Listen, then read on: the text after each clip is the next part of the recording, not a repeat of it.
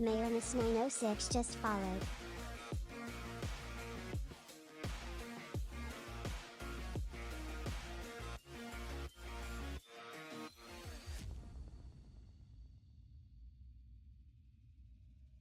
Hello, Mayornice 906. Thank you so much for the follow. I will not. Unfortunately, I will not add you on Discord, mainly because of the fact that I am... The last time I invited someone on Discord, my account got hacked, so I'm not particularly keen on, I'm not particularly fond of the idea of inviting someone on Discord.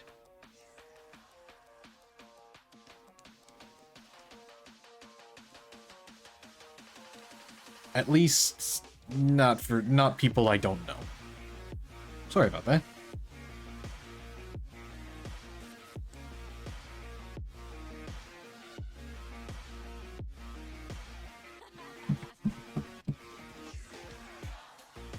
But, having that said, hello everybody! It's good to be back in Warframe. I mean, I basically play this game once a week because of the weekly rewards and stuff, but, man, I kind of dilly-dallied on my weekly Warframe, which, yeah...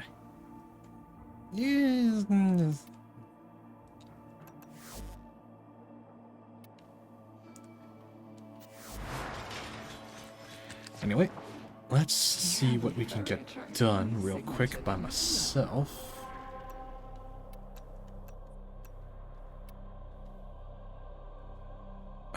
Interception. Gross. Ooh. Blue Archon shards. Okay, that'll be helpful.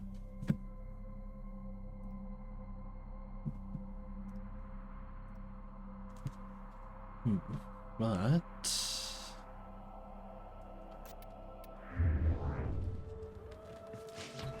I'd love to paint a mural of you out there on the streets. Drifter facing off against a bloody great horror worm. I love it. God. The old peace update is gonna be a... Oh, it's gonna be a tragedy.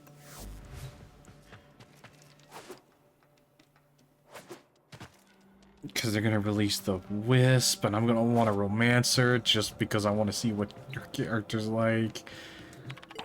Oh, it's not fair. It's not fair. Alright, let's see what's in the weekly challenges. 75 containers. Purple Archon Shard. Grab. Ooh, I need more Organ Catalysts. Cool. Cool. Don't really need exit weapon mod slots.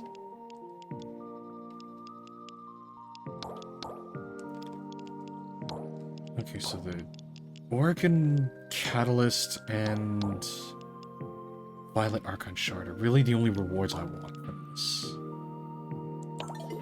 Okay, so 75 containers. Yeah, I can let the turrets deal with the... Yeah, I can let the turrets deal with the enemies while I break a bunch of shit. Scourdra came here trying to fix the mess they made. Wet boys took one look and legged it. We gonna fix this. We gonna make the block right. Feel me? Let's go.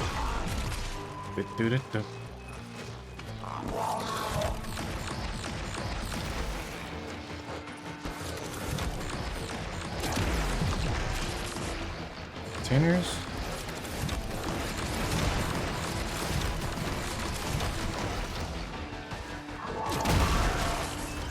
Six.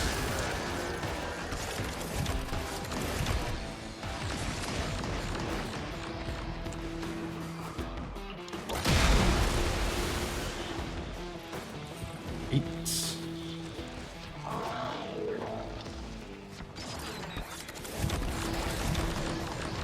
I love turrets. They're so fun.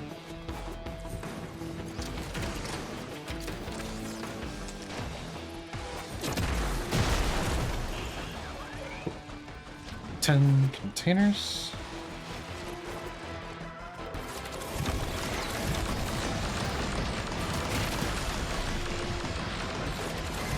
Got a solid move. Abandoned supply cache. Now listen up. If you get close, it'll clock you and start a countdown. Bust into the cache before it's smoked. See?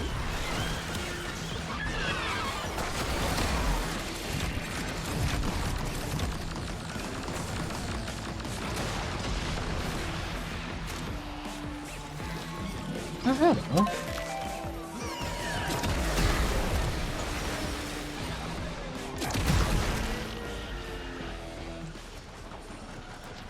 Oh damn, really? Syndicate reward?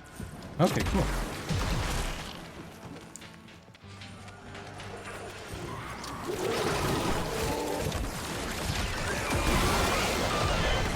Yo! Supply cache clocked you. A fervent charge or two will melt that lock proper.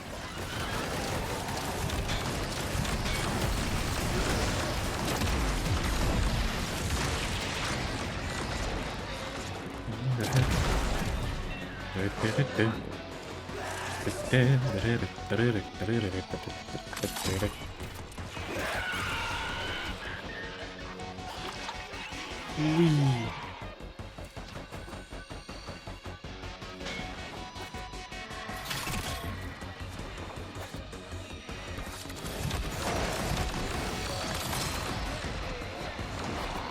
Nice.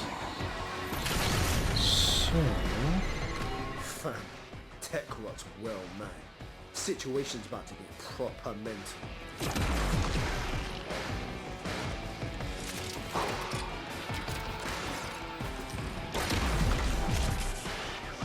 I need to go back.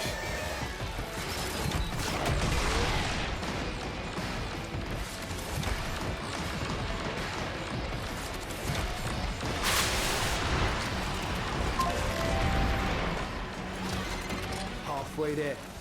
On the job, no quit.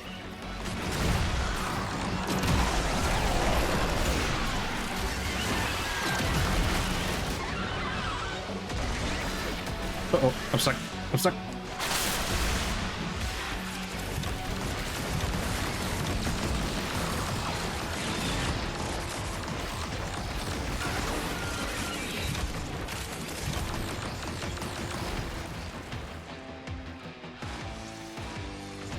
Right. I need to go up. How are you?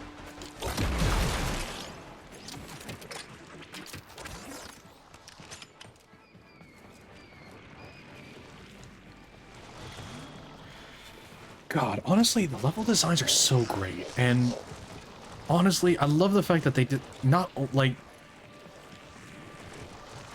one of the things I do really appreciate about the developers is the fact that even with all of the graphical updates they've made to the game, they still find the time to optimize.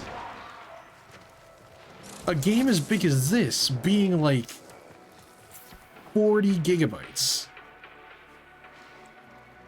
All of the expansions, all of the loot, all of everything. It's just like a game this big, being as small as it is compared to other games that are smaller.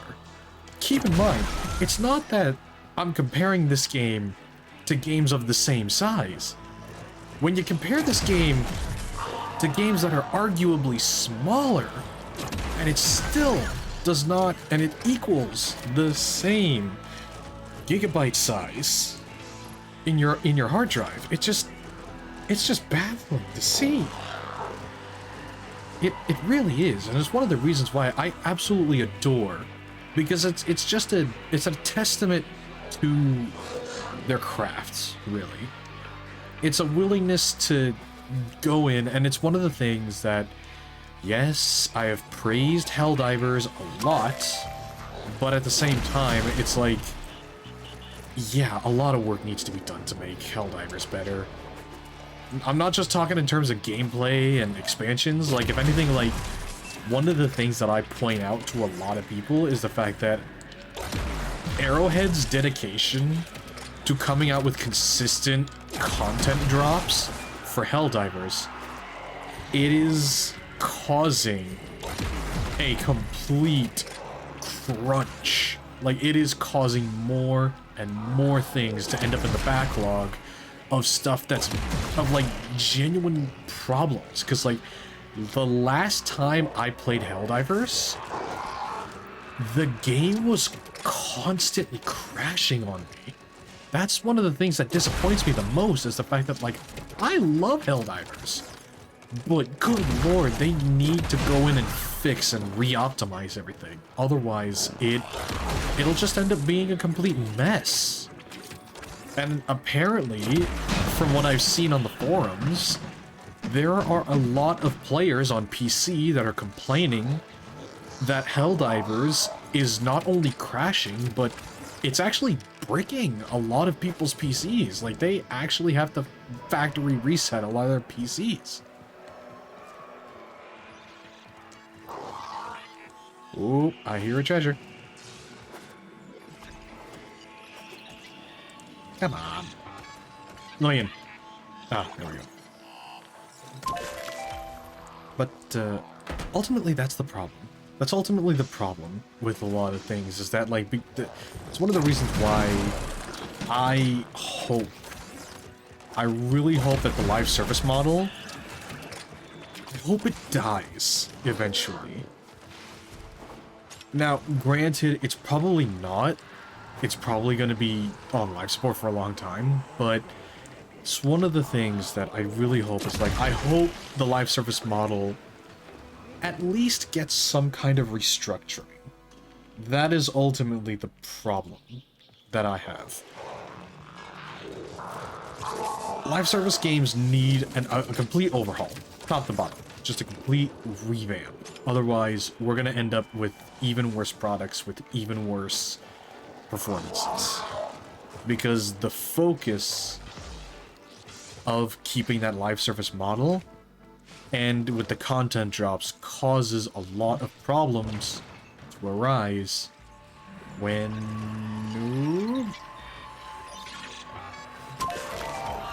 There we go. Wow, another one?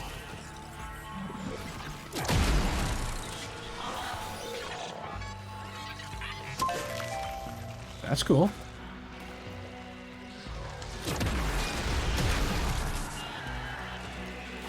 Okay, 54 out of 75.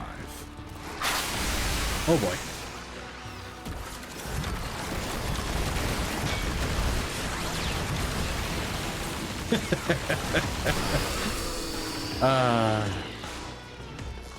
Nothing quite as satisfying.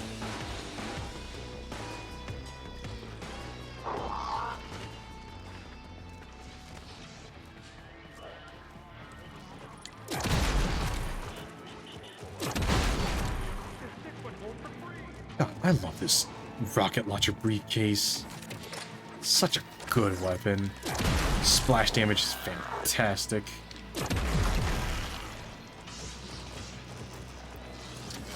Ammo capacity needs a bit of work, but you take what you can get.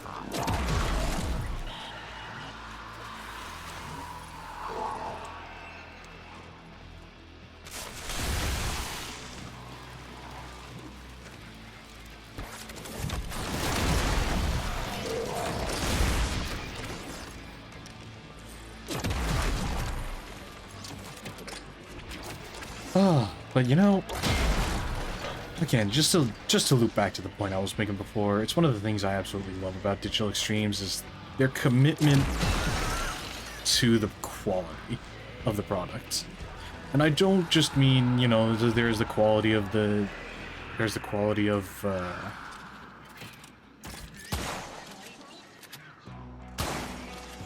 gonna take a while. But just the fact that, like, the dedication to the quality of the product is, like, yeah, they come out with a bunch of content and a lot of graphics updates and so on and so forth, but it's like, they also focus on optimization, too. That's the thing I love the most about Digital Extremes. their dedication to optimization. Game is massive as it is, and it's like, what, 50 gigabytes at most? Games that are way smaller than Warframe are like 60, 70 gigabytes. And it's just like, and it's part of the reason why I used to respect a lot of the people that make a lot of the studios that made Nintendo's games. Because Nintendo's hardware was so restrictive, it forced a lot of developers to really take advantage of the ability to optimize their products.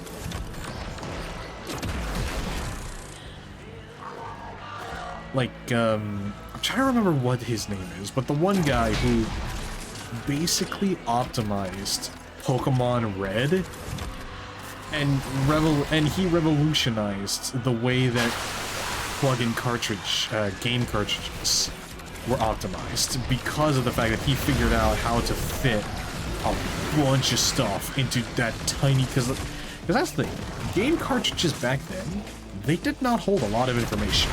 The most they could hold was like 5 gigs and that's like massive cartridge. But ultimately that's the thing. And it just goes, and it's a testament to what real customization was like. But yeah, that's honestly one of the things I adore about old video game developers. Emphasis on old, because you don't really see that these days. Which is a disappointment, to be sure.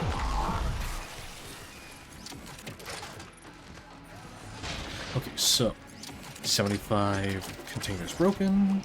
Let's head back, finish the mission, and get back to base.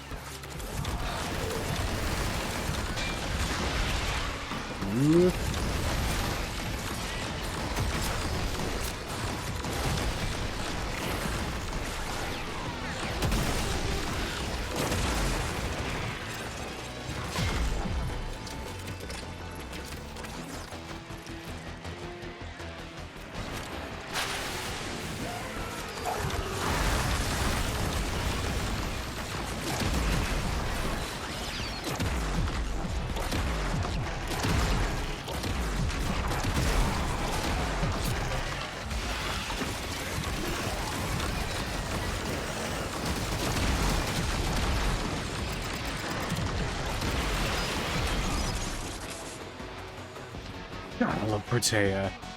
If anything, it's just her second ability.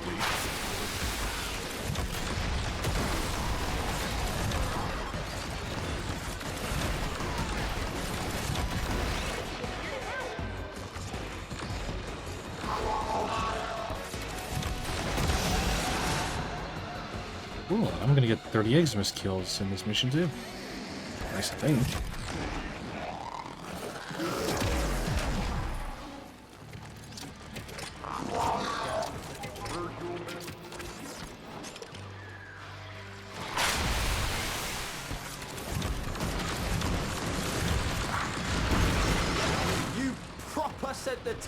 Back to the Stone Age.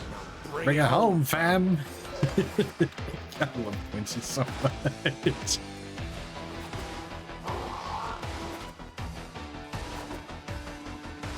Oh, God, so many great characters too. That's the one thing that surprised me about Warframe. It's just like, oh, this is faceless cyborg ninjas, but then it's just like, oh no, there's a bunch of interesting characters too, and it's like, really?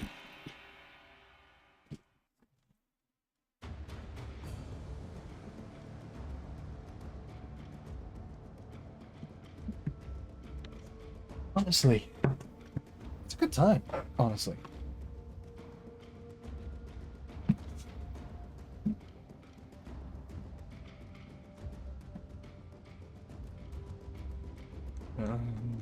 Where did I put...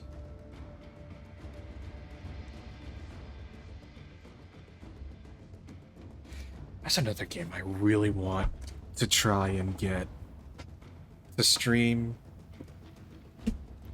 dispatch. Or even, oh, even for the YouTube channel, dispatch would be great. I really want to play dispatch so bad.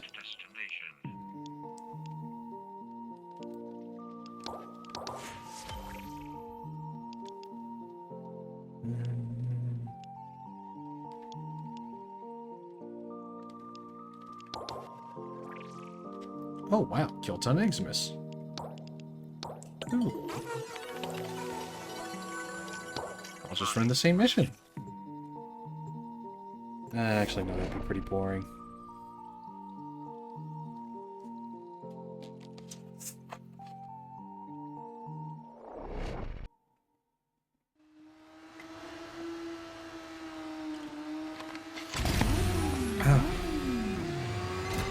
Civvies ringing the alarm all over the Kim network. Skuldra started a neighborhood purge and the locals got nowhere to run. What do you think? Time for a purge of our own? Hell yeah, Owie. Let's go kick their asses.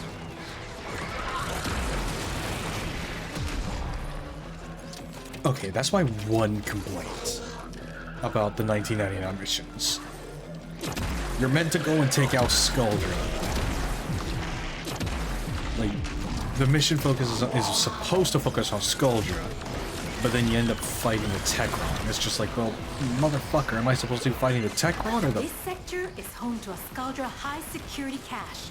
If Fervon charges will get you inside, but you've gotta be quick. They're rigged to self-destruct.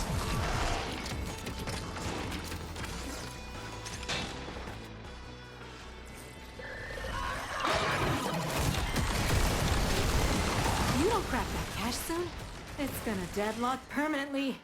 Clock's ticking. Look for Fervon charges.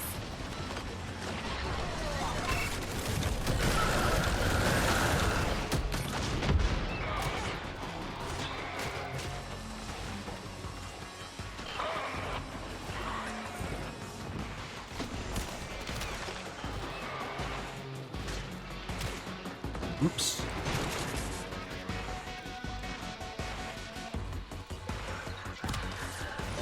I hear treasure. Pizza.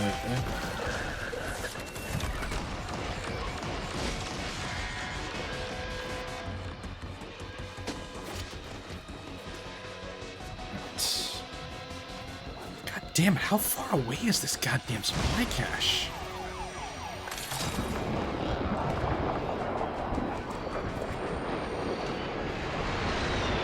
Maybe I should have picked Gauss for this. Holy crap.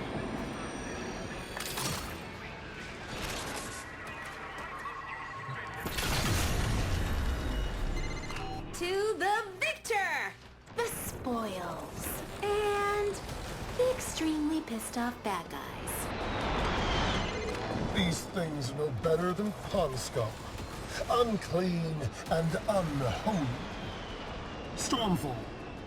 Purge them from my city, will you?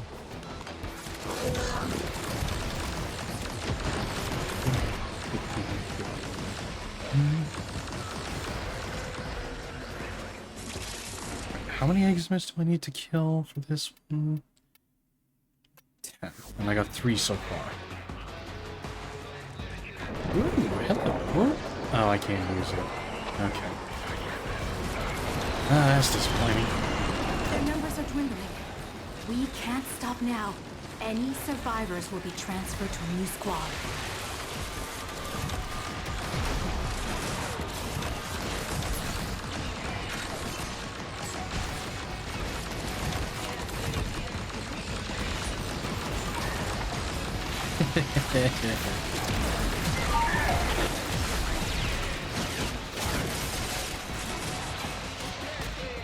Boy, you don't get to run.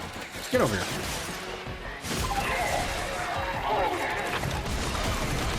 Yes. I insist on refusing your medicine. Has it escaped you that I command a literal army? Starfall! Paratroopers, engage.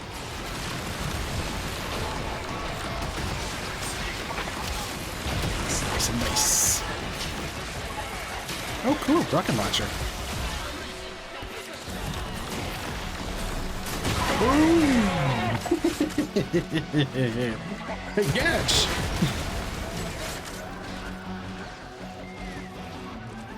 Buddy, I think you dropped this!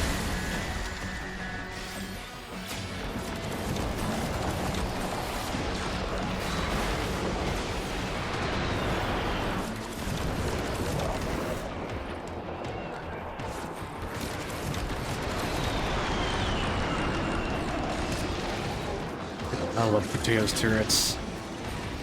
Heat damage, increases power with every shot. Fortunately, they're a massive drain on my energy reserves.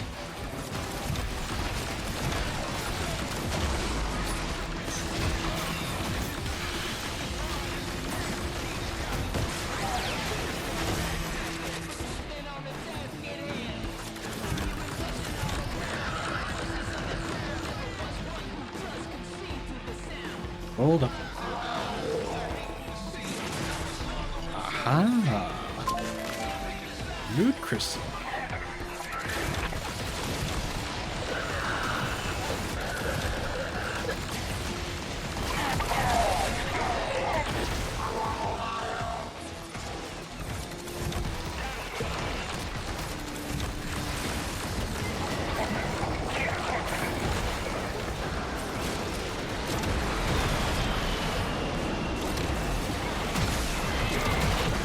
Ow.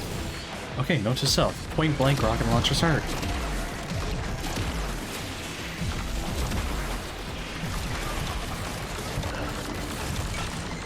That's the last of them. Time to come home.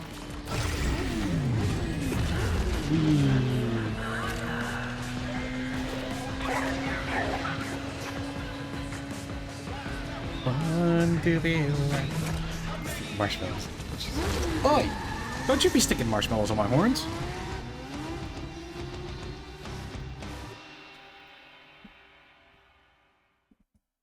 That's not nice. Why you do that? Voodoo, why you do that?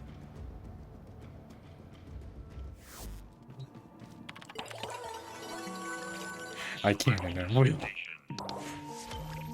Oh, cool. Eleanor's birthday. Because it's fun. Of course it's fun for you. Please select destination.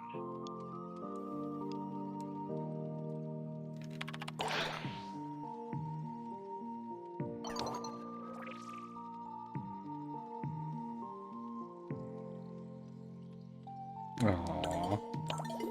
Did they update the conversations you could have with the NPCs? Select destination. It goes well. Just doing weekly stuff. You know, the whole routine. 100 tech rot with abilities. Wow, okay, that'll actually be really easy. Tech rot with, there it is. 200 myth melee.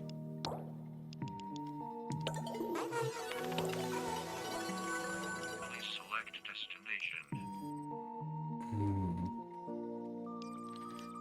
I need...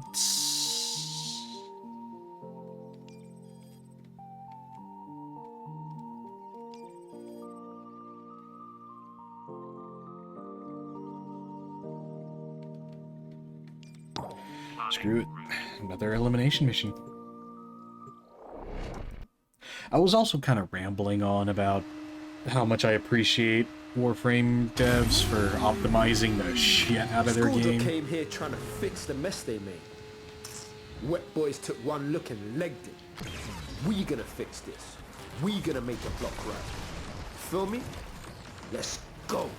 Because the funniest thing is, like, the size that the game Warframe is, and all of the content that's in it, and yet, at most, it's like 40 gigabytes.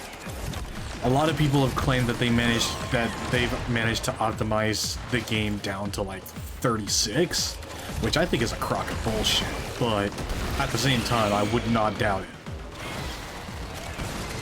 Scout your supply cache in the area. You get near, it will start ticking. Self-destruct. Need to be quick to get the goods.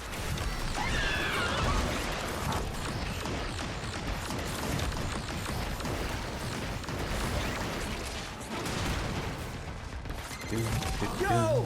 Supply cash coffee. A 12 on charger 2 will melt that lot proper. In this heartbreak.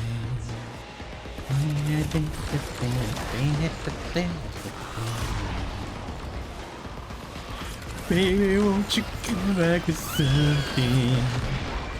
I don't wanna let you go. The music in this goddamn game is too catchy.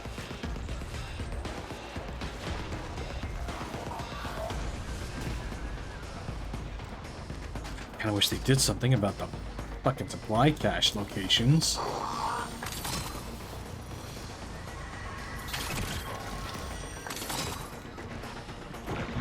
There you go. Fam, tech rot's well mad. Situation's about to be proper mental.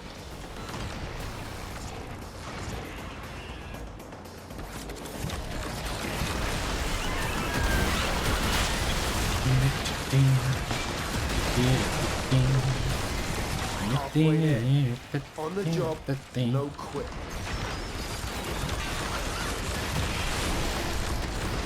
There you go. Punch the tech rot with abilities. I just need to hurry up and finish this mission.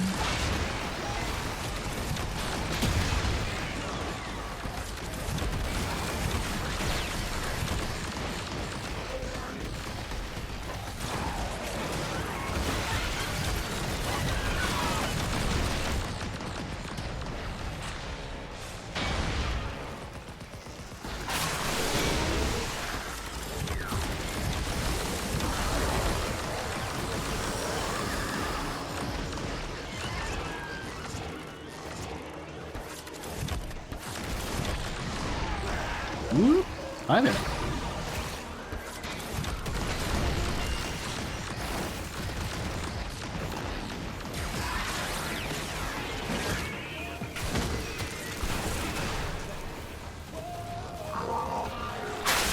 Ooh, no.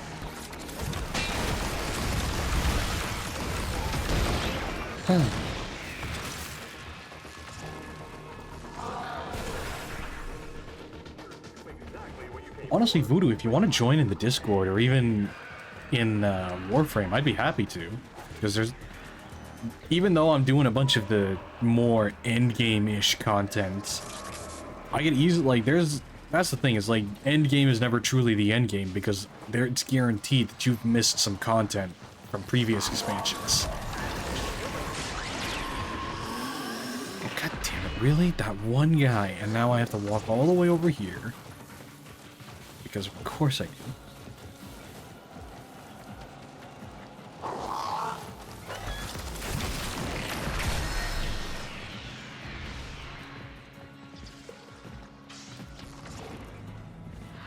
Go. Now.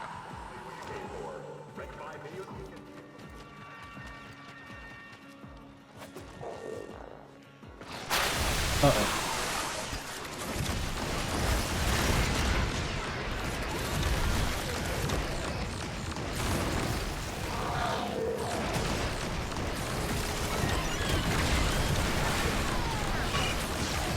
What the hell is this? Oh, that's right. It's one of my companion's abilities. Ain't nobody gonna mess with the Hex now. Not Scaldra, not Tech Rot. You feel me?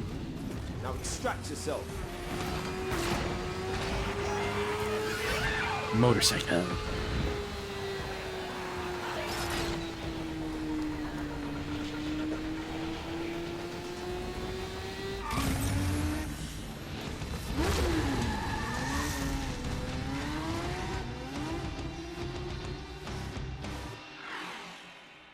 So that's... Now I need 200 enemies with melee weapons. I think a survival is gonna do it.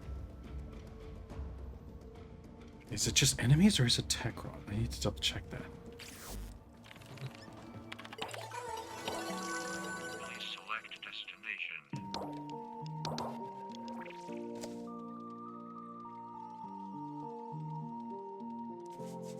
200 tech rot with melee abilities.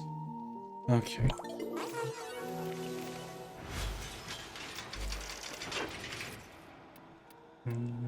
Here we go.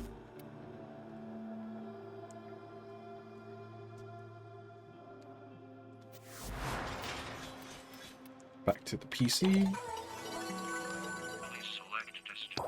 Plotting route. 200 tech rot with melee builds. I can do that.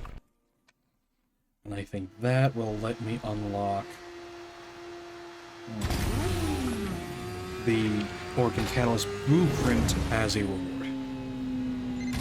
Keeping this short and sweet, go into the heart of the infestation. Recover the lost Alrighty. Hell Scrubbers. Keep them clean. Whee. And when the timing is right, you fire them off and you kill the tech rotted source. The spores.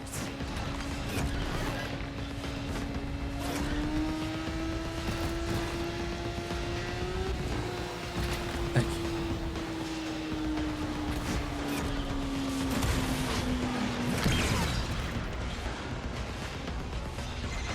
You know why they call them Hell Scrubbers? Because if you don't blast the buildup fast enough, you don't learn what hell is like. I admit I do Levels appreciate the dropping. the That buys tech you rot some missions time. because the You're enemies all welcome. come to you. Hey, be on the lookout for Spore X charges. Every little bit counts. So as Excalibur, I can just swing, swing, swing, swing.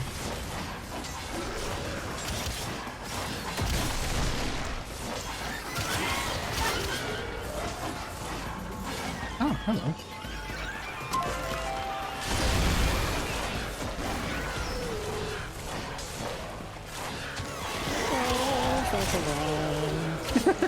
I am.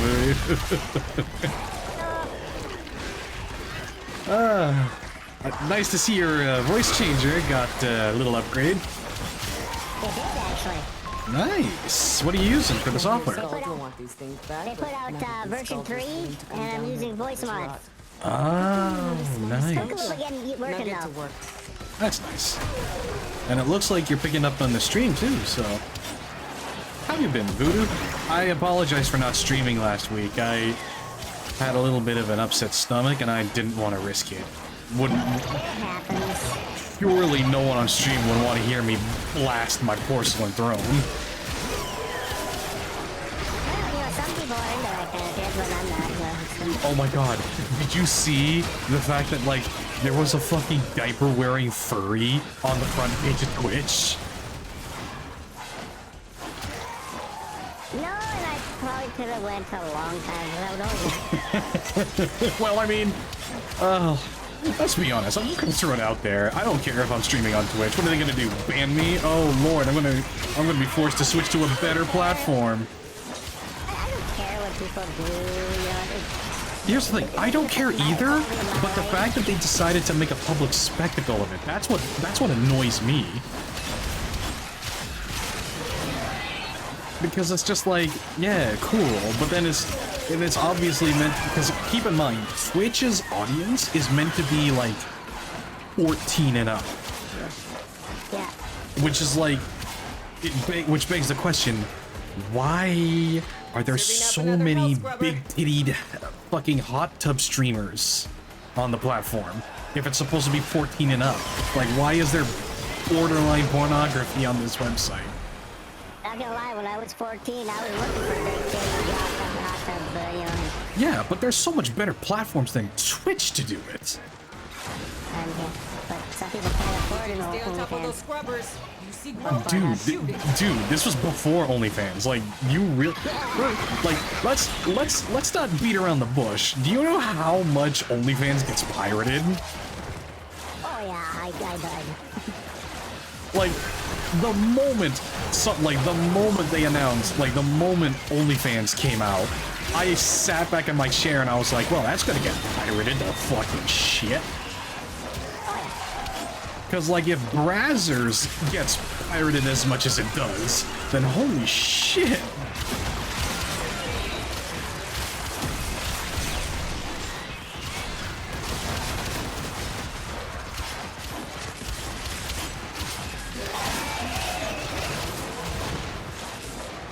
So yeah, right now I'm just doing the weekly challenges and stuff for the rewards, blah blah blah. Because honestly, this week this week's reward pool for the weekly challenges for the 1999 stuff, it's a decent reward pool. I mean, nothing, I mean, the only real thing that you would want is, like, the Orkin Catalyst and the Violet Archon shard, but I don't think you're quite at the point of the game where you can start utilizing that stuff. Yeah, I'm just still trying to open up, junctions and stuff like that. Oh yeah, and that's one of the things that I applaud the game for, is the fact that they really streamlined the new player experience, because before it was literally like you complete the tutorial, and even then, the tutorial back then, it barely taught you anything, and you're just kind of sitting there like, well, fuck, what the fuck do I do? And the vast majority... Oh yeah, exactly. And that's one of the reasons why, like, for a long time, and to an extent, even now, I keep telling people, if you're gonna play Warframe, try to find a friend who plays it so that they can kind of explain stuff. Yeah. Whereas, because, like, but now that they added a new quest for new players that you can access called The Teacher. Yeah, The Teacher. Yes, I did that. Honestly, it's a little... I am glad that they're giving Teshin more screen time before his real plot involvement in, like, the War Within quest, because then it helps to build his character way more than it does, like... Because, again, he just get, like... Because, again, before, during the quest, like, the New War, he just kind of shows up out of nowhere, and you're kind of looking at him like, wait, aren't you the PvP NPC? And because nobody touches the fucking PvP anymore, it's just like, well, Teshin kind of got pushed to the sideline. So I'm glad that they're trying to integrate him more into the main story, rather than just having him as the NPC you talk to access PvP. And I'm not gonna lie, I joined, like, after PvP kind of stopped, so I looked at him and my first thought was, ooh, is that a new guy that we can get? You know, I had no idea who he was. Oh, yeah. But that's one of the things that I appreciate, is the fact that, like, the devs are willing to admit, yeah, we kind of fucked it. Let's figure out a way to fix it. And I really appreciate the fact that the teacher quest, I'm gonna be honest, the teacher quest was way more. It was nicely done. It was nicely done. It was a little clunky at some spots, but overall, an excellent execution of trying to teach. Let's be honest, the modding system in this game is fucking complex as shit. But considering how they carried it out, it's a good introduction to the modding, to the concept of modding and the intricacies that come with it. Granted, you're still gonna want to look up a bunch of build guides from, like, third-party websites, but... I've yet to do that, but I probably will. I'm kind of going by the seat of my pants at the moment. Oh, no, and that's exactly, like, that's one of the things that I appreciate, is the fact that the devs understand, and they're taking the time to actually be like, okay, well, let's try and make the game easier for the players that want to fly by the seat of their own pants. Yeah. That's one of the things that I do appreciate, in all honesty.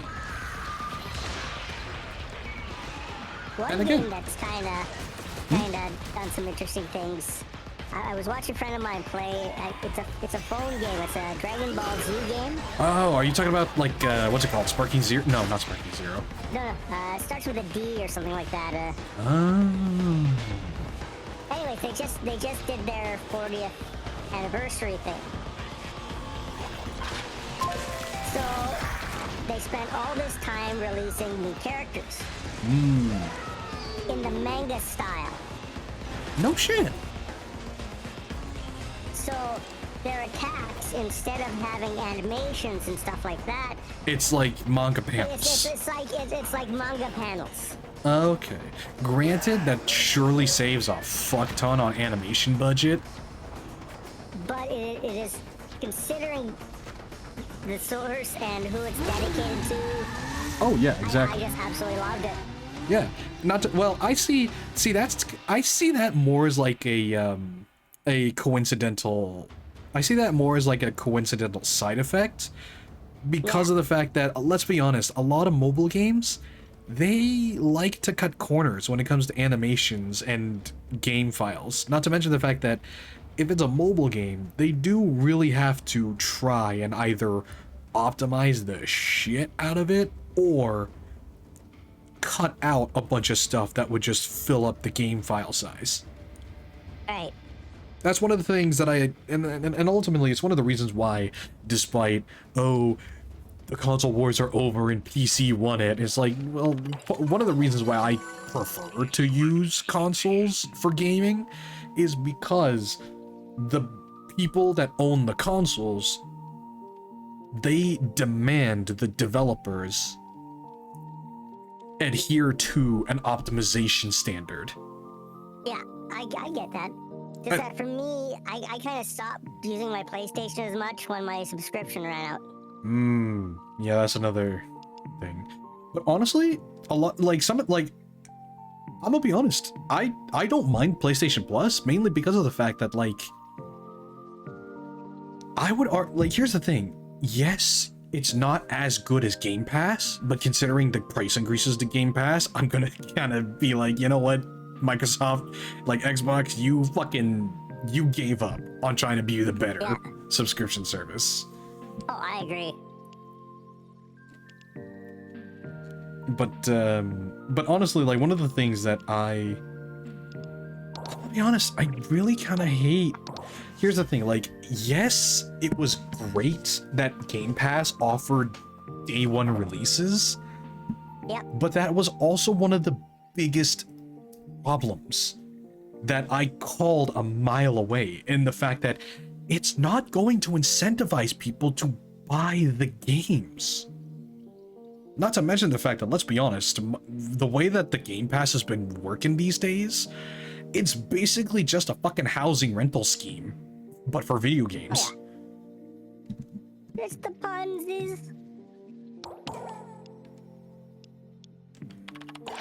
Like, it's literally just like it's incentivizing you not to buy your games, but instead to rent them. Yeah.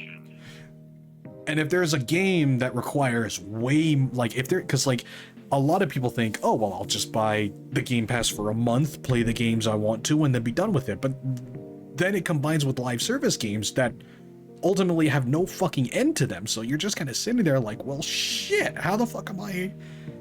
And you end up keeping the Game Pass way longer than you intended to. Yeah. But what counteracted that was the reasonable price for the Game Pass. I can't say that anymore. And at the very least, with the PlayStation Plus, they do actually have a bit more of a, like, yes, it's like you get access to 3 games per month, but if you add those games to your library, as long as you don't even have to download the games, as long as you just add them to your library, even after that month offer ends, you can just download those games and then give them a try. And that's actually how I discovered Styx, Master of Shadows. Yeah. And I'm gonna be honest, I would rather, like, because of the fact that it goes to older and more niche games, it lets me stumble across, I would argue, way better games than you would get with, like, Xbox Game Pass with the day one releases. Because let's be honest, a lot of the day one releases are just overhyped, overpriced crap.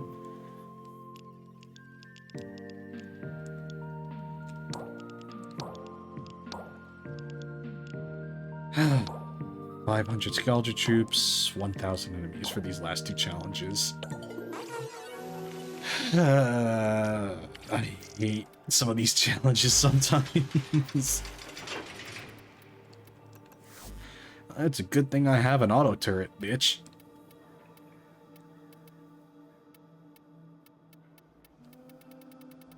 So what games have you been up to lately? Aside from the usual grind and Warframe and whatnot. Yeah, to be honest, I've been kind of burnt out the last little while. I'm kind of getting back into playing Warframe again. Honestly, that's one of the things that's one of the things I love about Warframe is the fact that, like, sure, there's the daily login rewards and the weekly stuff, but, like, at this point, I play Warframe like once a week. And that's just because of the weekly stuff. And even then, it's just like, cool. You know, with every expansion, you know, I spend a bit more time with the game and whatnot, but I think Warframe managed to really hit that perfect sweet spot of like giving you the ability to just grind the fuck out of it as long as you want and not feel bad for dropping the game for like months on end. I've been kind of hitting repo heavy. Repo, yeah. A friend of mine just got it and she's like, okay, we're gonna do a few days of it. Okay, I'm in. Nice. Honestly, a game that I really want to try, whether for stream or for YouTube, is Dispatch. I really want it. I've heard good things about that.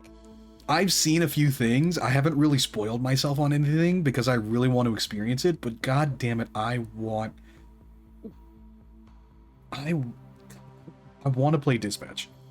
But yeah, at the same time, too much into it, but at the same time, just looking at the little snippets I have, Malevola, the demon lady, oh good lord. Tall, toned, red-skinned demon lady, god damn it. Kaiju sent him. Look, have you seen Malevola? And I don't blame you, I'm just saying. I don't fucking care.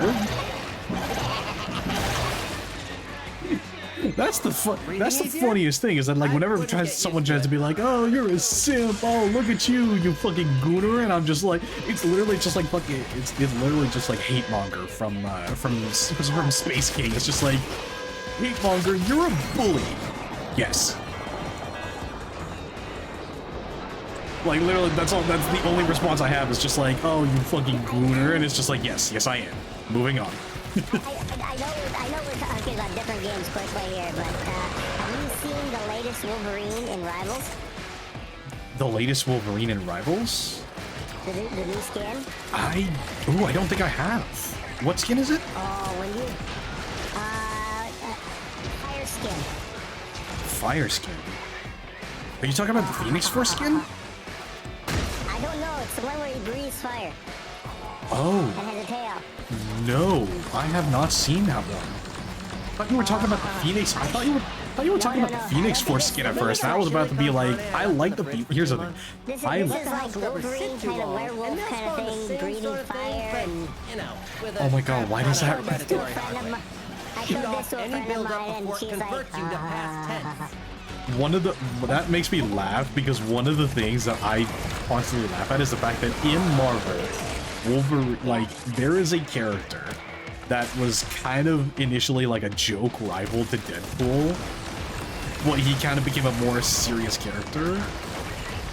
In Marvel, there is a centaur who is cursed with who is cursed to be a werewolf and is also diabetic. And it's funny as hell because in the middle of a fight with Deadpool, he stopped, like a beeper goes off, and he's like, "Oh, sorry, hang on, I have to take my insulin." And Deadpool just straight up, yeah, and Deadpool just stops and he's just like, you know what? Yeah, go, take care of that, man. It's just, you do you, man. It's all good. And it's just like that's one of the things that I really. And the funny thing is, I can see the character doing that too. It's like, yeah, I'm good. Again, it's like it's a centaur who, on the full moon, he turns into a werewolf. But he also is diabetic and will oftentimes stop the fight to take an insulin shot. Well, it's scary how many joke characters end up becoming like legendary. I mean, dude, Dungeons and Dragons is the best example of what happens when you make a joke character and not expect them to end up being one of the most beloved characters in the entire thing. Like, again, it's that curse of just like the DM introduces a character. This is Borbo Bleebus. We hate Borbo Bleebus. Borbo Bleebus sucks, and there will be that one player that's like, no, no, don't make fun of Warframe, Beavis. He did nothing wrong.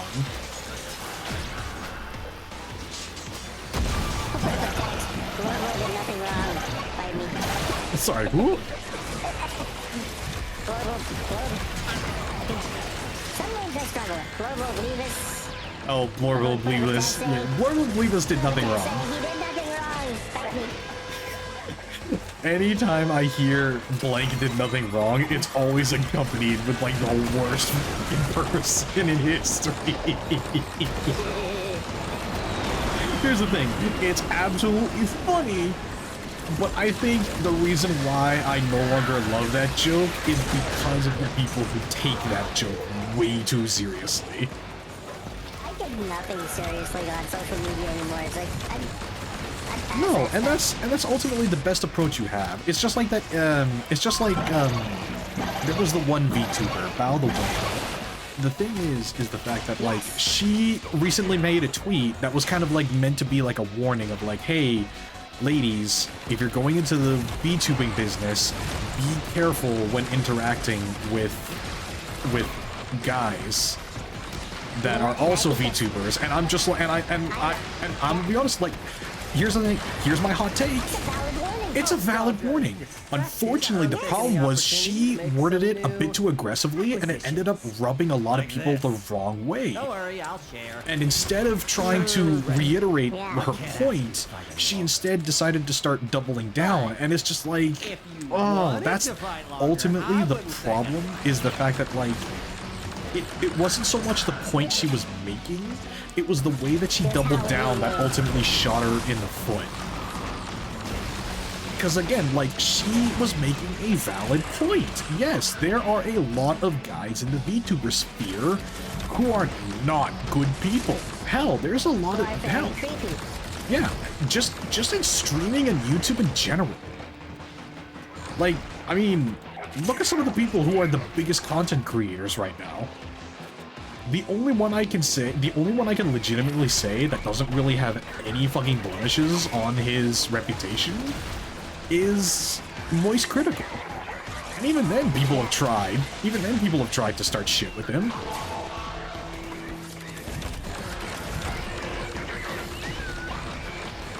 But so I'm trying to figure out a schedule.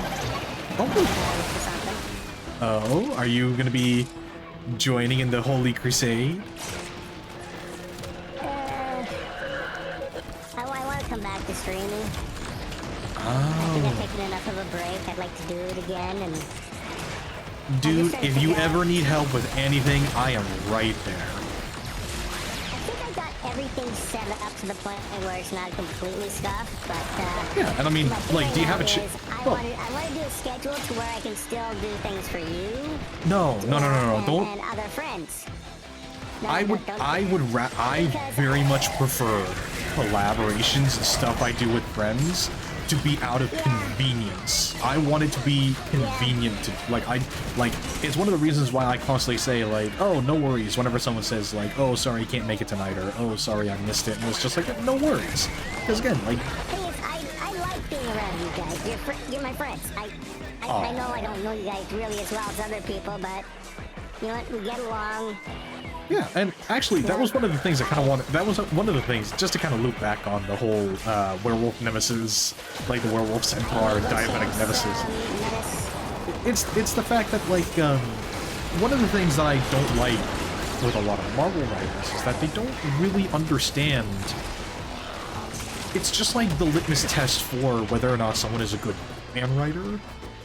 Like, the thing that people say is, like, if you cannot imagine that version of Batman interacting, having a nice interaction with a child, then you wrote Batman wrong. For me, it's, if you wrote Deadpool, who isn't capable of just relaxing on a couch and being chill, then congratulations, you wrote a bad Deadpool. Yeah. And again, it was just like it was that version of Deadpool that when the werewolf centaur stopped the fight to take an insulin injection, Deadpool was just so chill. He was just like, "Oh yeah, go ahead, dude." Because again, it's just like there's always that one thing that a character has that, like, if a writer doesn't capture that one thing, you immediately tell, even if it's not a conscious detection. If it's like it's like a subconscious detection of like, oh, this is a bad writer. Because again, and even in one of the animated movies, they covered the topic of like Batman deliberately changing the design of his suit to be less scary to children. The rainbow suit, I saw that. Oh no, not the rainbow suit, but it was like a different design. Like there was his initial design with like the really long ears and the threatening look. But when he was, and it was an animated movie that did it, where it was like he tried to comfort a child and the child is just freaking out. And the detective was like, Batman, you're scaring him. And then the next time Commissioner Gordon sees Batman, he has a different suit. And Batman asks, like, oh, and Commissioner Gordon asks, like, oh, why the different change in the suit? And Batman's like, well, my goal is to scare criminals, not children. And, that right there is like, that is the essence of Batman. I saw it in a Bat Family cartoon. Oh, yep, the rainbow costume, because... His costume got wrecked. And so they made a dare to... Send a message to everybody. Yes, you know the one I'm talking about. Yep. I've been seeing dubs of those comics for so many weeks now. And at the end, you see Commissioner Gordon taking a picture, and the guy, and Batman's going, I just did this to not scare children, so... But again, yeah, that's my number one thing, is that like every single character, here's the thing, I don't care if a new writer gets their hands on a character. My number one concern is like, are you able to do the character justice? i.e., there's always that one thing that a character is known for. Even if it's not at the forefront of their character, because like, yes, oh, Batman he's brooding, he's intimidating, he's a melodramatic little bitch, but at the same time, it's just like, there's always that one thing that like, it often goes unnoticed, but if that writer gets it wrong, you notice it immediately, even if you can't put it into words. Here are the best stories I liked for Batman. Batman paid for Harvey Dent's therapy. Yes, that is one aspect that I really don't like when it's left out. Like, specifically Bruce Wayne. Cartoons, in the same, I think it's the same universe, Batman, when Harley Quinn got a day pass. Oh yeah, and it was like her one bad day moment, right? Yes, I think. And she was genuinely trying to reform. Like she was genuinely trying to reform, and it was doing the best she can, and things were just going off the rails. Again, kudos to Kevin Conroy for his performance. Can we just? Oh yeah, and at the end, I know what it's like to have a bad day. Exactly. Because ultimately, that is another instance. Like, that is another reason why the Batman animated series is such a legendary series, is because Kevin Conroy really nailed the soft approach that Batman is capable of. Yeah. And one of the things that, like, and it also, one of the things that I constantly point out to people is that Superman started off as a subversion. But that subversion became so popular, he became the standard. Do you want to know what that subversion is?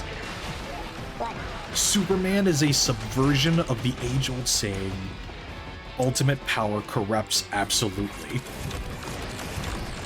Or absolute power corrupts absolutely. Because if you notice, that is the dynamic between Lex Luthor and Superman.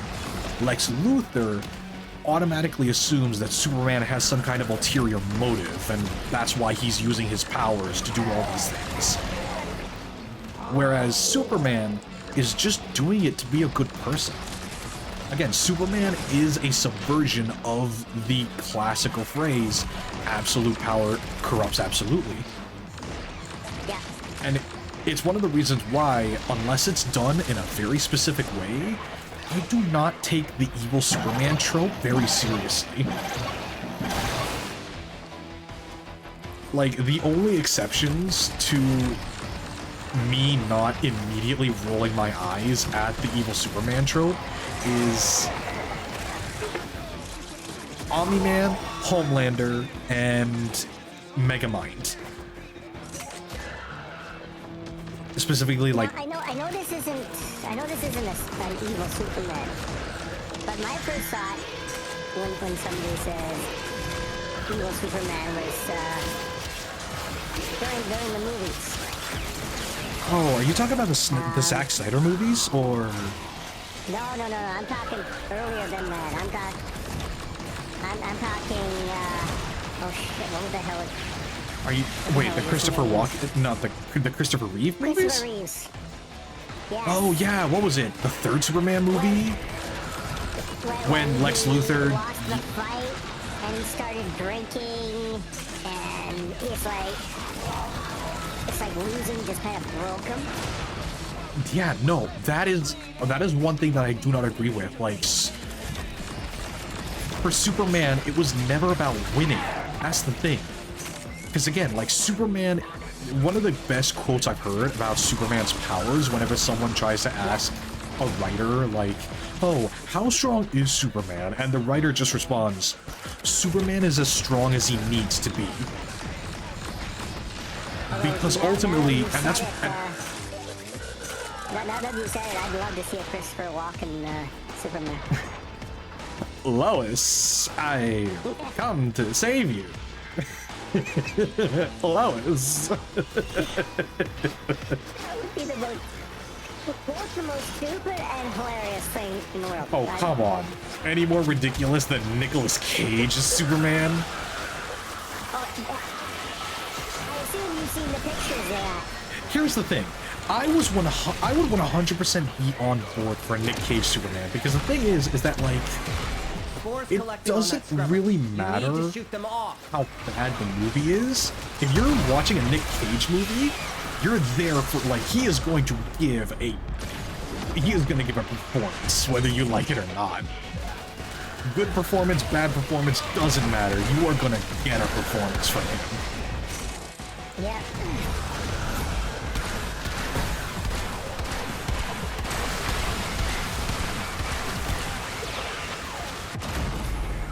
Like, that's the thing, is that, like, Nicolas Cage is one of those actors that's, like, he is so goofy and off the top and over the top that it loops back around to being a really captivating performance. Not to mention the fact that, like, the guy has range. That's one of the things that I respect Nicolas Cage for, is that, like, he actually has legit range with his performances. Like, have you seen the movie Lord of War? Yes. That is a phenomenal movie, isn't it? Yes. Like, and I cannot think of any other actor that could have pulled off that movie but Nick Cage.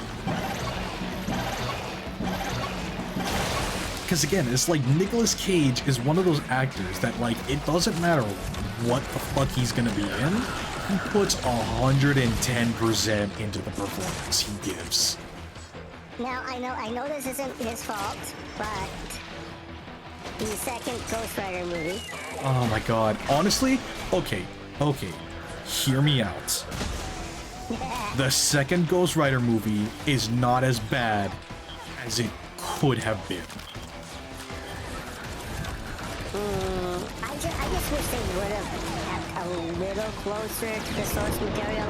Honestly, it was at, let's be honest, that movie was at a point where Marvel was just starting to get its bearings in regards to cinematic outings.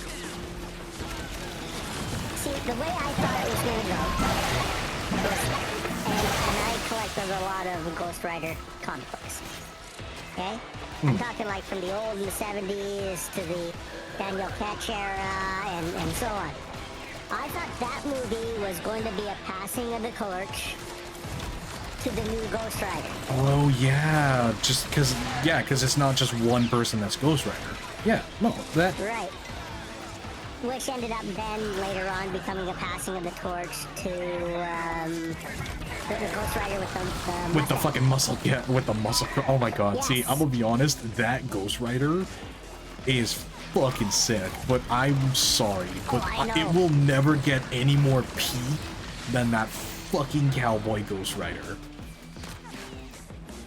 Oh, I know. I had that on my screen for the screensaver for a long Oh time. my god, yeah, like, With both Ghost Riders just going down, and all you see is the flaming hoof prints and the my wheels. god, and it's yeah, like, oh yes, I would love to see a movie.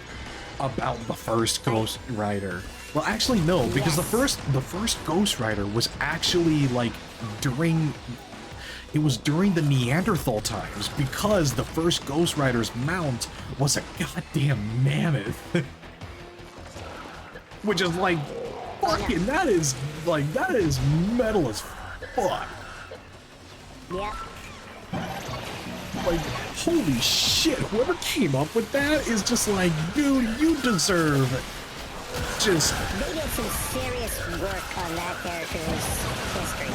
Oh yeah, like, and one of the things that I do appreciate is the fact that they do still kind of kept a bit of Ghost Rider's more, because the thing is that at the way back when the comics first started, there was quite a lot of biblical inspiration behind Ghost Rider and the Spirit of Vengeance idea in general. And it's one of the things is that, like, it's one of the things that okay, question. Do you know anything about a show called Has Been Hotel? I gotta get back into it. I watched the first season. I'm gonna be honest, I kind of fell out of love The with second it. se- Seeing the direction that Hell of a Boss took, and, like, I know that Has Been is gonna be way better than Hell of a Boss, but at the same time, it's just like, I don't know, I have a few concerns with it. Because my main point of criticism when it comes to Has Been is there's too many ideas happening all at once, and they really needed someone to look through the script and go, okay, let's reel it in and focus on these core things. And the next season, we can start focusing on these things. Because there were so many ideas strewn about that there wasn't enough time to focus on it. Because one of the things that also kind of happened with Has Been is a lot of... It's the similar trap that a lot of writers that are starting out. Like, a lot of writers that start out, and it's a common problem with a lot of novice writers, is that they focus too much on the destination and not the journey it'll take to get there in regards to writing a narrative. It's one of the reasons why a lot of novice writers are way better at writing disjointed episodes, like episodic shows rather than a one continuous narrative. And it's part of the reason why, for a while, Hell of a Boss worked until it started going towards a more linear narrative. And I'm gonna be honest, I am not happy with the fact that Hell of a Boss just became the fucking Stolitz show, where it was just the creators hyperfixating on the fucking the ship between the two main characters, while pushing every other main character and every other plot point to the fucking sidelines. Right. Which is just like, fucking goddamn it, because I really enjoy some of the characters that got pushed to the sidelines.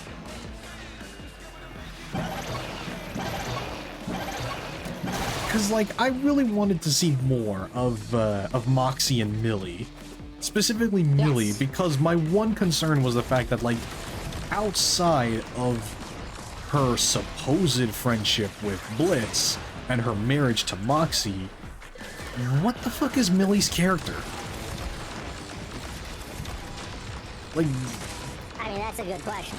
her character's practically non-existent, and the focus that she is getting now, it's about her being pregnant and the job and potentially being out of work, which is, again, it's like, at the same time, because it's not going to be like a single motherhood thing, it's still her character writing relying on the existence of her husband Moxie. Which again, like, I love Moxie as a character, but at the same time, it's just like, Again, Moxie's that character that at times I could support him and at times I'd like to slap silly.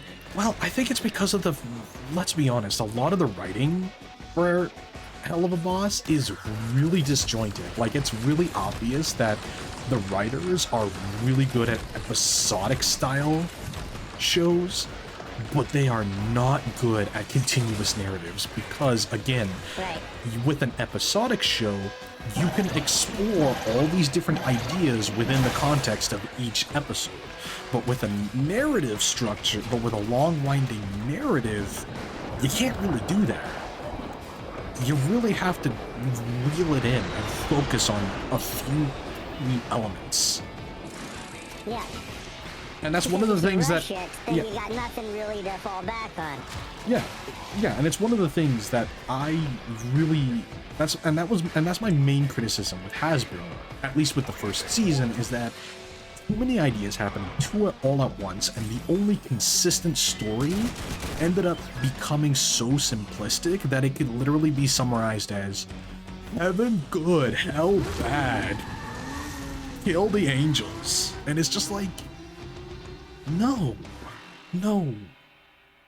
If they had focused more time on showing why Heaven was in the wrong, then okay. See, I didn't even mind like the extermination angle because to me I didn't it kind of either. made sense. Yeah, I didn't either, except for the fact that there was just a bunch of that whole extermination thing just causes a bunch of plot holes. Like the whole, like with the, like, oh, turns out you can kill angels with angelic steel, and it made me kind of stop and look at the literal industry. There's a literal weapons manufacturer that makes angelic steel weapons. And the exterminators just leave angelic weapons laying around, and I'm just kind of sitting there like, wait.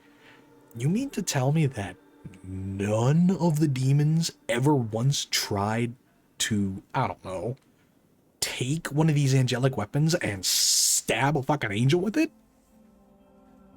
What blew me away is, it's just... Okay, Vaggy was an exterminator. How do you not know this? Yeah, how do you not notice this? And because of that, it makes that forced conflict of like, oh, now now I found out that she was an exterminator, and I'm gonna spend this episode sulking about it, but then we're gonna resolve it by the end of the episode at a breakneck speed. And it's just like, a way better resolution to that problem would be like, make it a one-sided concern. Make Vaggy scared as shit at the idea of Charlie finding out that she's an angel and a former exterminator, but then Charlie reveals she knew the whole time and she doesn't care because Vaggy decided to start trying to change her ways. And they could have went so many different ways on that arc too. It's like, I think one of the things that really pisses me off too is the fact that, like, it feels like Charlie, the supposed main character, got robbed of so much character writing. oh yeah. Like, it annoys me because it's just like, we have a main character who is basically non-existent for entire swaths of the show. And not to mention the fact that, like, it's obvious the writers heavily favor Angel Dust. But at the same time, it's just like, yeah, we learn about Angel Dust's whole deal and his traumatic backstory, and, well, not really, we learn about Angel Dust and his dynamic, and the episode that covers, you know, the fact that he's essentially being demonically sex trafficked. But don't. It's one of those things that it's just like, again, another great idea for a storyline that is just not given enough time to flesh out, and so we end up at a character moment where Angel ends up where Angel learns to feel better about himself about it and yada yada. But again, they're too focused on the destination to really care about the journey to get to that destination. And that's the number one problem that Game of Thrones Season 8 had. If you think about it, that's another show that I really had trouble getting into. Honestly, the first 5 seasons of Game of Thrones, best. It's literally season 6 onward that it just absolutely falls apart because they ran out of books to adapt and started writing on their, and they had to write on their own without George R.R. Martin's template to rely on. That is the main thing. Like, season 5 is the moment they ran out of books to adapt, and so they had to start writing on their own. And again, like, yes, a lot of people try to point to the fact that, oh, but George R.R. Martin told them about what was going to happen, and I'm like, yes, but George R.R. Martin hadn't written how those events transpire. Right. Again, too focused on the destination to really care about the journey to get there. Because ultimately, that's the thing that a lot of people need to understand. When it comes to writing a narrative, it's more like planning a road trip than it is like writing a long-term narrative for a story is a lot like planning a road trip. Whereas with episodic episodes, it's more like planning what parts you're gonna go to, rather than how to get there. You get what I'm saying? Right. And that's ultimately the problem. That's ultimately the problem that a lot of writers end up. And part of the reason why that happened with Game of Thrones is specifically season 8, is because at that point, and I 100% understand, the guys that were producing and writing for the show, they just got bored out of it. Like, I guarantee they were tired of doing Game of Thrones and they wanted to move on to other projects. Because at the time they had that Star Wars project lined up to direct and produce. Right. Unfortunately, Kathleen Kennedy has a history of dropping a director or a producer the moment there's any sort of disagreement on how the fucking movie is supposed to go, because look, it is literally just like Kathleen Kennedy only hires directors that are willing to essentially obey her commands. Right. And the number of and like if you Snow White. Oh my god. Sorry. That was meant to be sarcastic. Weird. Yeah. I feel so bad for everybody attached to that project because of just the insufferable behavior of one person. And again, making a movie is very much like building a reputation. It can take a lifetime to perfect, but then it just takes one moment with one asshole and it just falls apart immediately. Oh, I know. It would be bad if the actors involved didn't double down on their stupidity. It ultimately, one of the things that ultimately is kind of, and Rachel Zegler's entire thing really shined a light on how the actors and actresses of Hollywood, especially, like, they just have no class whatsoever, and that's always been a fact, but it never became so abundantly clear than when Zegler decided to just start fucking opening her mouth.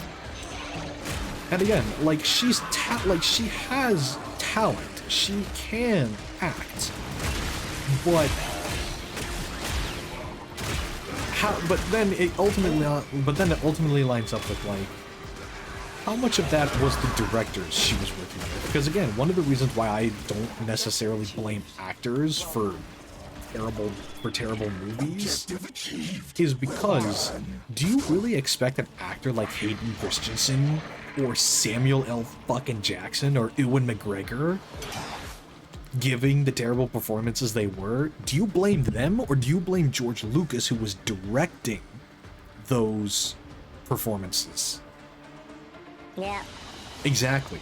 That's the thing, is that I don't really put that much emphasis on blaming an actor.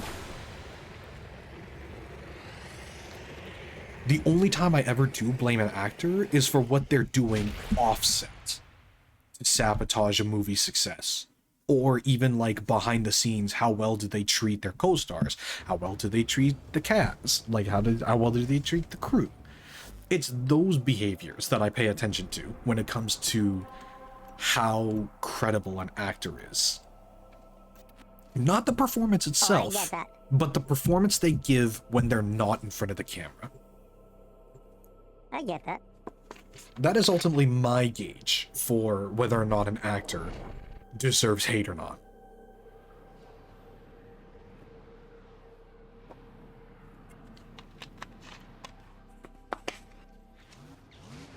For example, like Jared Leto. Oh my fucking god, I cannot stand him. Method actor my ass. There is no excuse in any fucking existence there is no fucking excuse in any existence to justify sending your co-stars dead mice and anal beads in the mail as a way to get into the mind of your character. You want to know what performance he was doing that for? I'm hoping Joker. It was Joker for the Suicide Squad movie. Okay, then. It was that performance. It was that performance. That he was doing that shit behind the scenes. Again, the performance, I don't really care. But his behavior, off camera, that is what I pay attention to when I gauge an actor's worth. Yeah. How well do they respond in interviews? How well do they handle tense situations with, say, a director that constantly fucking argues with them? If anything, one of the things I constantly point out is like, how well does an actor deal with Quentin Tarantino's bullshit? Because let's be honest, Quentin Tarantino, he's a bit of a diva when it comes to directors. Oh, yeah. Like Stanley Kubrick, Tarantino, those guys, like the divas of the directors that like you really gotta pay attention to and be like, okay, what is your major like, okay, how well do you handle this demanding director? Excavator destroyed.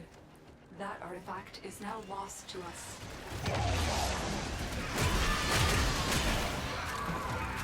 Because again, it's just like, it's very much like, it's not the behavior of the actor when they're performing, it's the behavior of the actor when they're not on camera. That is my ultimate test of, do you deserve hatred or not? And it's part of the reason why, like, as far as I can tell, I don't really have any issues with, ironically, Megan Fox of all people. Like, yeah, she's not the best actress, but as far as I can tell, there's really nothing I can think of that really makes her a hateable actress, aside from the terrible performances she's given. But again, how much of that is her fault, and how much of that is just the directors she's been put with? And it's ultimately kind of the ultimate irony of the fact that, like, she got a lot of her acting roles because of her beauty, but unfortunately, that resulted in a lot of directors only casting her because of, well, it's very much a double-edged sword, and I really do hope that someday Megan Fox gets a chance to really show off. Like, I hope, like, now, I'm not saying she's gonna do a good job, but I at least hope she gets a chance to be able to say, hey, look at me, I can be a serious actor if needed. Yeah. Because again, it's just like there are so few opportunities for actresses who got a lot of their careers because of their physical appearance to get the chance to really show like, hey, I'm more than just a pretty face. And I think that also, because like again, it's literally like from the age of like 16 to 35 is like the real window of opportunity that the average actress gets. Which I think sucks. But at the same time, it's just like, because again, it's just... An artifact has been located. Proceed to the dig site. But, and it's one of the things of just like, well, unfortunately, like... It's a very complicated issue, because on the one hand, like, yeah, there definitely needs to be some kind of address, like, there definitely needs to be something to address that very clear imbalance. But at the same time, it's one of those things that's just like, I guess really, like, no matter what you do to try and change the way the industry views things, you're never, it's never really going to change, mainly because of, like, what the audiences prefer to see. Right.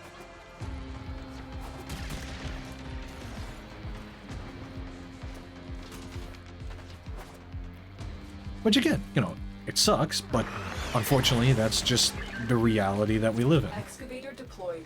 Protect the unit while it extracts the artifact. An artifact has been located. Proceed to the dig site.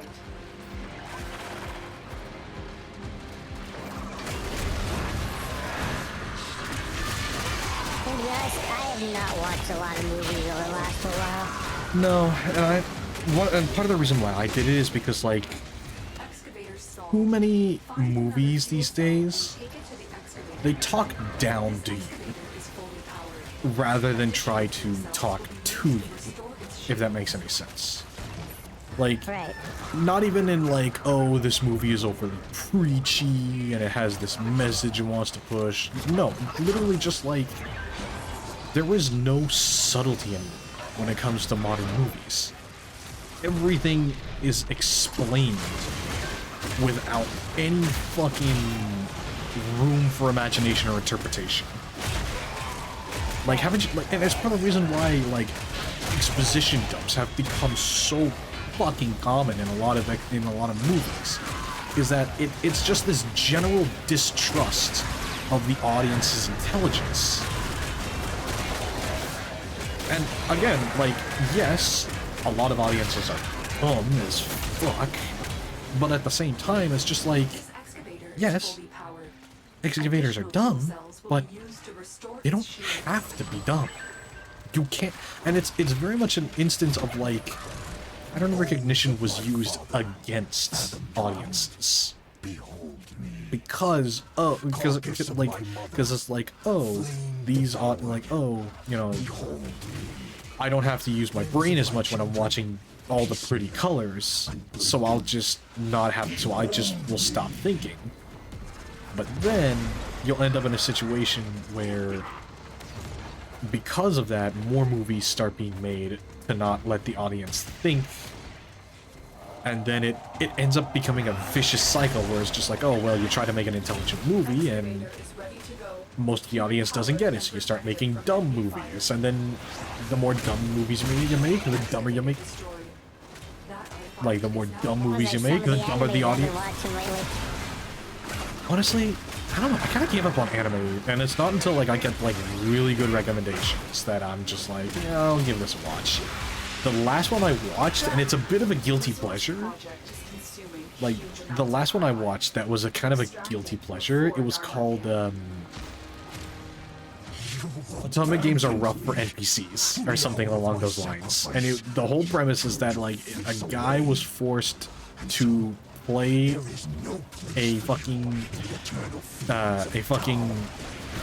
2D romance game Right. by his sister. Powered and protected from any He ended up buying a he ended up buying a he ended up buying some microtransactions in order to finish it, because literally, like, the sister was like, yeah, I don't want to actually play the game, I just want, like, the sister blackmails him into playing it, because she's like, oh, I'll send all this information to everybody you know. And so basically it was just like, yeah, play this game, because I just want, like, I don't want to actually play the game, I just want to watch all the cutscenes with the cute boys. Which is just like, first of all, that's fucking hilarious, because the number of times that I would have to play a game for a sibling or for a cousin because it was too hard for them. And they wanted to just enjoy the game in a very specific way. It's just like, dude, that's fucking relatable as hell. But in order to get through the game, he decides to buy a bunch of the overpowered microtransactions, but then, oh, it's an isekai. And even though like, the game was very much like, it very much was like, yeah, there's like, the game he was playing had a female audience intention, thus resulting in like, oh, the society in this fantasy world I got reincarnated in, it's a matriarchy and yada yada, and like, honestly, like, the way that the world building is like, it's dumb as fuck, but it's actually a little interesting. But again, it's just like the main premise is just this guy who absolutely despises everything in this fucking fantasy world that he's gotten reincarnated into.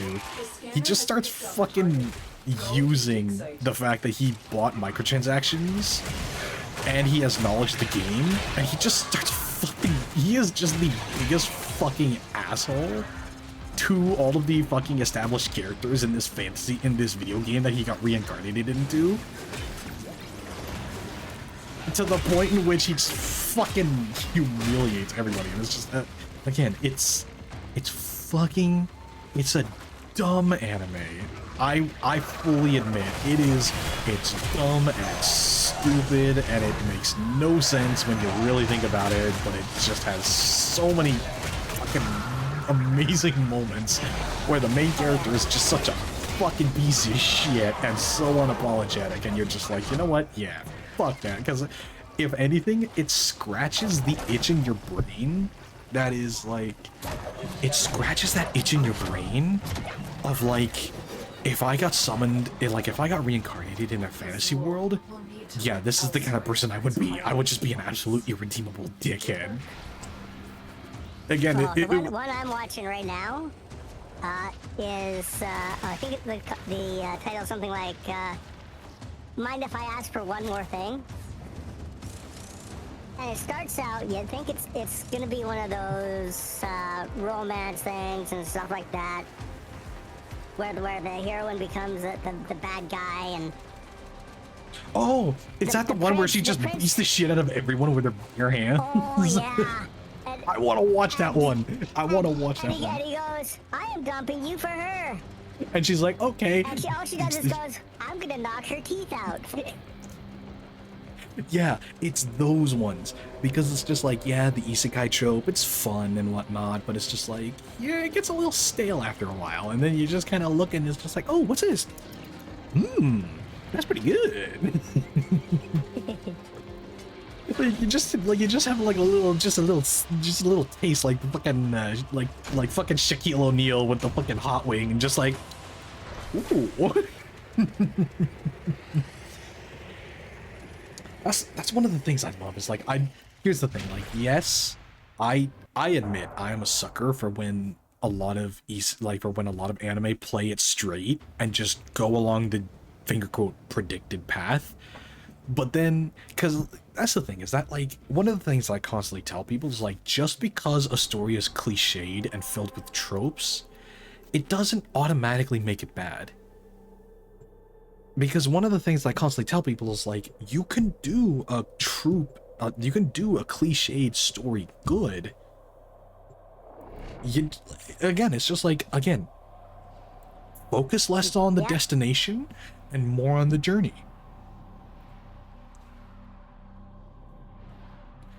That's literally what it boils down to. It's just like, whenever people complain about tropes and cliches, they are too busy caring about the destinations of the story and not focusing enough on the journey it took to get to those specific tropes and cliches.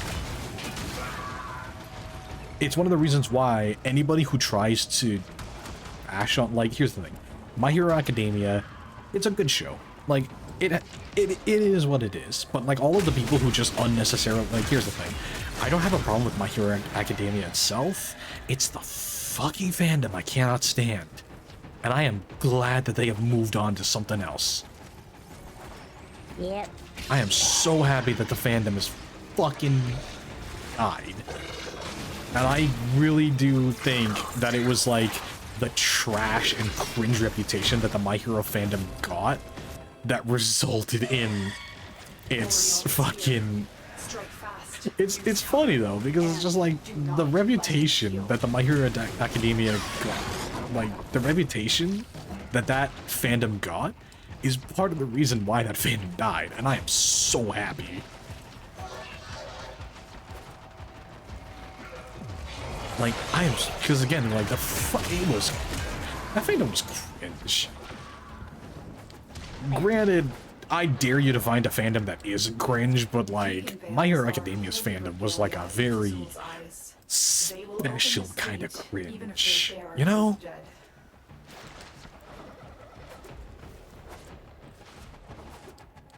Like, not to discredit all of the genuinely talented people who made the comics and the comic dubs and the animations, but like,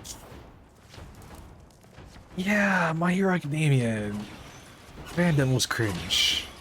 I would argue the My Hero Academia fandom was even more cringe than the Sonic fandom. Holy fuck. That's saying something. When you get negatively compared to fucking Sonic, like again, like, I don't know, am I being overly harsh with this, or? I don't think so. Just, like, interject anytime you think you disagree with something, because, like, because I feel like I'm just fucking beating a dead horse at this point, but yeah, it's just like, Sonic fandom, the benefit, although with the benefit of hindsight, like, the reason why the Sonic fandom stopped being so cringe is that the vast majority of the Sonic fandom fucking grew up. Like, that is true. Let's be honest, the vast majority of the Sonic fandom grew up, and I don't mean like they grew up from teenagers and children to adults. No, they grew up from adults to older adults, and they were like, oh yeah, this shit is cringe. And they just, and like, yeah, they're still part of the fandom, but they acknowledge the fact that they're like, oh yeah, no, I need to cut this shit out. Although, to be fair, the Sonic fandom did kind of have one major thing that was constantly shit-talking them, and that was the fucking Game Grumps. Yeah. I'm just gonna point it out. The Game Grumps caused so much bad publicity for the Sonic games that it ultimately caused, it kind of became the popular thing to shit on Sonic fans. Which I don't think is fun. And like, yeah, Aaron Hansen has full-on admitted that he is a fan of the Sonic games and whatnot, but at the same time it's just like, dude, do not try and claim that you were not involved with popularizing, bullying Sonic fans.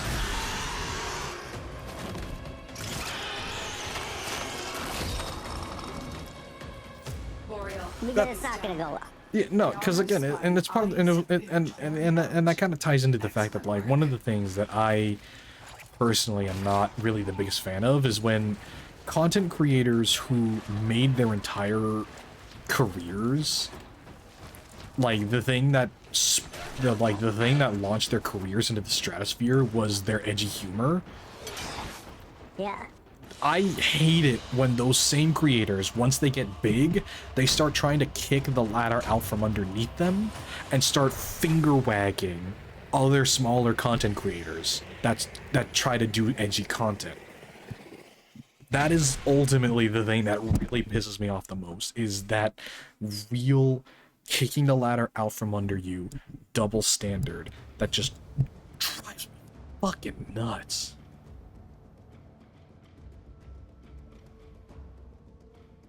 I accidentally unplugged my headphones because I shifted in my chair and my leg caught the wire from my headphones. Don't you be laughing at me. It happens. Oh, this is... Okay, so I think that is my weeklies done. What are you up to, Voodoo? How can I help? Oh, hang on. Fucking... I'm just deciding on which Warframe to work on next. Oh, nice. We should check each other over for any And of course, like the total weirdo I am, I'm kind of working on how they look. Yeah, and you say that's weird, but dude, I will tell you, the one consistent end game that has existed since the very beginning of Warframe, Fashion Frame. Fashion Frame has been the pinnacle of end game for Warframe since, like, 2016.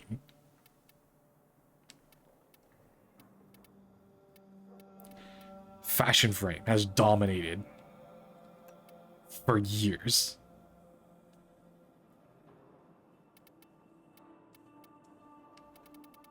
Literally year. Like, Fashion Frame is the I one. kind of like how this turned out. Nice. Hang on. Let me join you.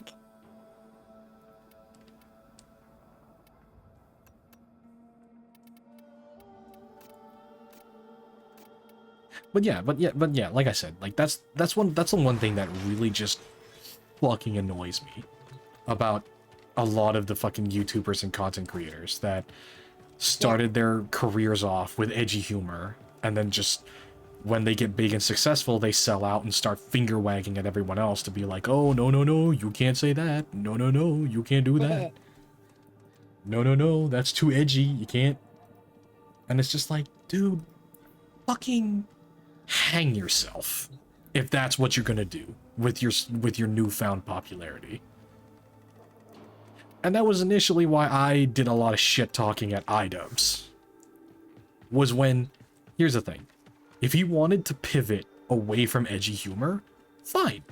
Right. But then when he proceeds to throw his entire audience under the bus for liking the edgy humor and equating them to Nazis, it's like, no. And, oh, but he was only addressing the people who took it too far. And it's just like, okay, well, how many people took it too far?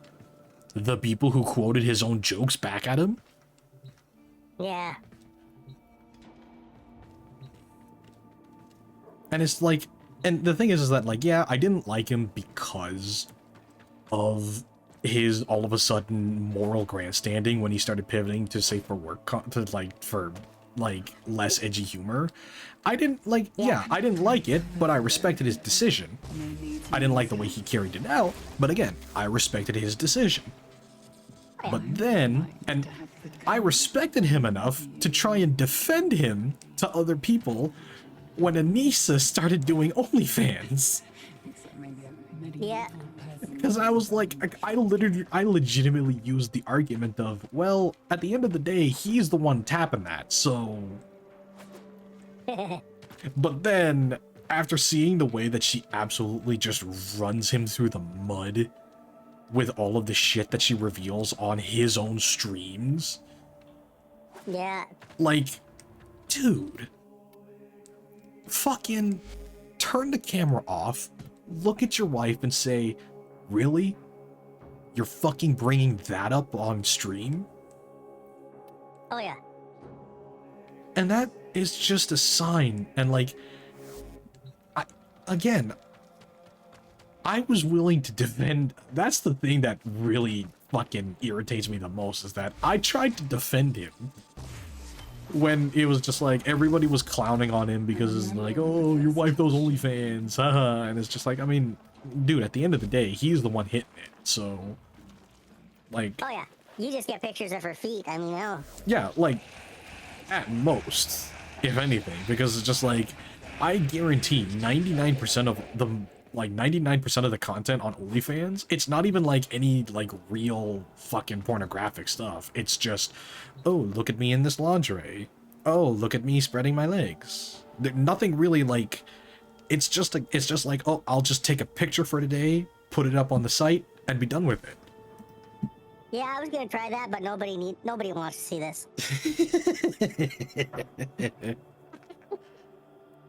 I mean, here's the thing. One of the things that I want to see more of in... Okay, now here's the thing. I don't really use OnlyFans ever, but one of the things that, just for the sake of equality, I want to see more artists use it. Like... You know what? That's not a bad idea. You're Right? talking like musicians, right? No. See, I just wanted to clarify that. Actually, no. That was like way back in like 2019. 2018, 2019, they started trying to pivot towards like, oh, anybody can use OnlyFans. See, it's not just for porn. Like, they tried to pivot, And like... then they started trying to shut down the porn. Yeah, and it's funny as hell because it's just like everybody jokingly, because like, it was an unofficial, like, it Where was do a... you think most of your revenue comes from, you... No, but one of the things is that, like... That's like McDonald's trying to shut down the burgers. One of the... That's the thing, is that it originally... That's the thing. OnlyFans did start as a more liberal version of Patreon, if that makes any sense. Yeah.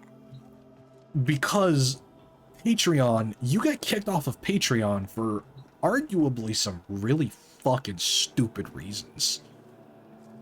So OnlyFans was kind of trying to set itself up as the alternative to Patreon. Yeah. Fortunately, a lot of the people that were getting kicked off of Patreon were people looking to make it in the porn industry. Right. So you kind of see where the problem lies in that. And unfortunately, the problem is that for the first few years, OnlyFans really kind of leaned in on it, which incentivized more people to abandon Patreon and go to OnlyFans for doing that kind of content. Right. But then when they started, when they kind of had that post-nut clarity moment and be like, oh fuck, people are starting to look into our business practices, and a lot of people are pointing out some really bad things that we could potentially be liable for. That was when they started trying to pivot to like, oh no, OnlyFans is for everyone. They tried to go back to their alternate Patreon roots.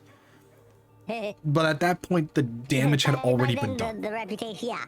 Oh, yeah. By that time, the damage had already been done. So they just decided, I you know get what, that. screw it. We're just gonna stay the way we are. Granted, there is the podcast, but considering the fact that the majority of the podcast guests are, well, OnlyFans girls, it... Yep. It just kind of ended up being, oh, OnlyFans girls airing out their dirty laundry, which is like... It's entertaining to watch on some occasions with a bowl of popcorn, but aside from that, really not much. But again, it's just like I don't. That's ultimately the thing, is that like, and I would argue like because of the Tumblr exodus, where Tumblr just decided to start banning porn in general because they couldn't be fucked to moderate. Like, I would like You know what, whether... artists that not safe for work stuff. I guarantee they could potentially make a fucking mint on OnlyFans. Oh, yeah. Like, at first they pivoted to Patreon, but then Patreon started acting really weird when it came to a lot of stuff. So then they kind of migrated away from Patreon. And then they showed up on Twitter, and it's just like... And then the way I noticed, it's like a lot of them kind of went to... Now they're on Blue Sky. Yeah, but even then, it's like you can't... there's no real like subscription program for Blue Sky or even for Twitter. So it's just like... Again, it's like Again, I guarantee a lot of these artists that draw not safe for work stuff, if it's not a Patreon, and if it's not a Fansly, actually that's where kind of Fansly beats them out. Is that because Fansly does the same thing that OnlyFans does, except Fansly never had that period in time where they tried to, like, Fansly never had that period in time where they tried to clean up their act and try to act like they were advertiser friendly. Even though there's no ads. You are and enjoy your life. Well, yes and no. See, I am very much one of those people that kind of tries to suggest, there's a reason why shame exists as an emotion. Like that's the thing, is that, like, there's nothing inherently wrong with being ashamed of something. Right. Now, it's when it's an unhealthy shame, that's when it's a problem. But just shame in general. Right. It's not unhealthy. Because, and it's part of the reason why you see a lot of fucking people on YouTube and Twitter and other social media sites that are just like, hashtag bring back bullying. Yeah, because again, it's just like, there has to be some kind of, what is it? Like, there has to be some kind of moderator, I guess, when it comes to behaviors within a society. That, like, again, shame is not an inherently bad thing. It's how you respond to shame that it becomes a bad thing. Hello, Latvian Skunk. How are you? Hello, Skunk. Anyway, what are we doing? I'm tired of walking around my fucking fictional apartment. I don't have a fictional apartment yet. I'm not that far. Honestly, just keep progressing in this. Going... Yeah, just keep progressing in the star charts and unlocking new quests, and you'll get there. Yeah, I've just been working on Jupiter. Oh, cool. Well, let's boot up a Jupiter. Alright, I shall start my next Jupiter. That's good. How's the wife, Jupiter? Is the pregnancy already being an absolute bitch and a half?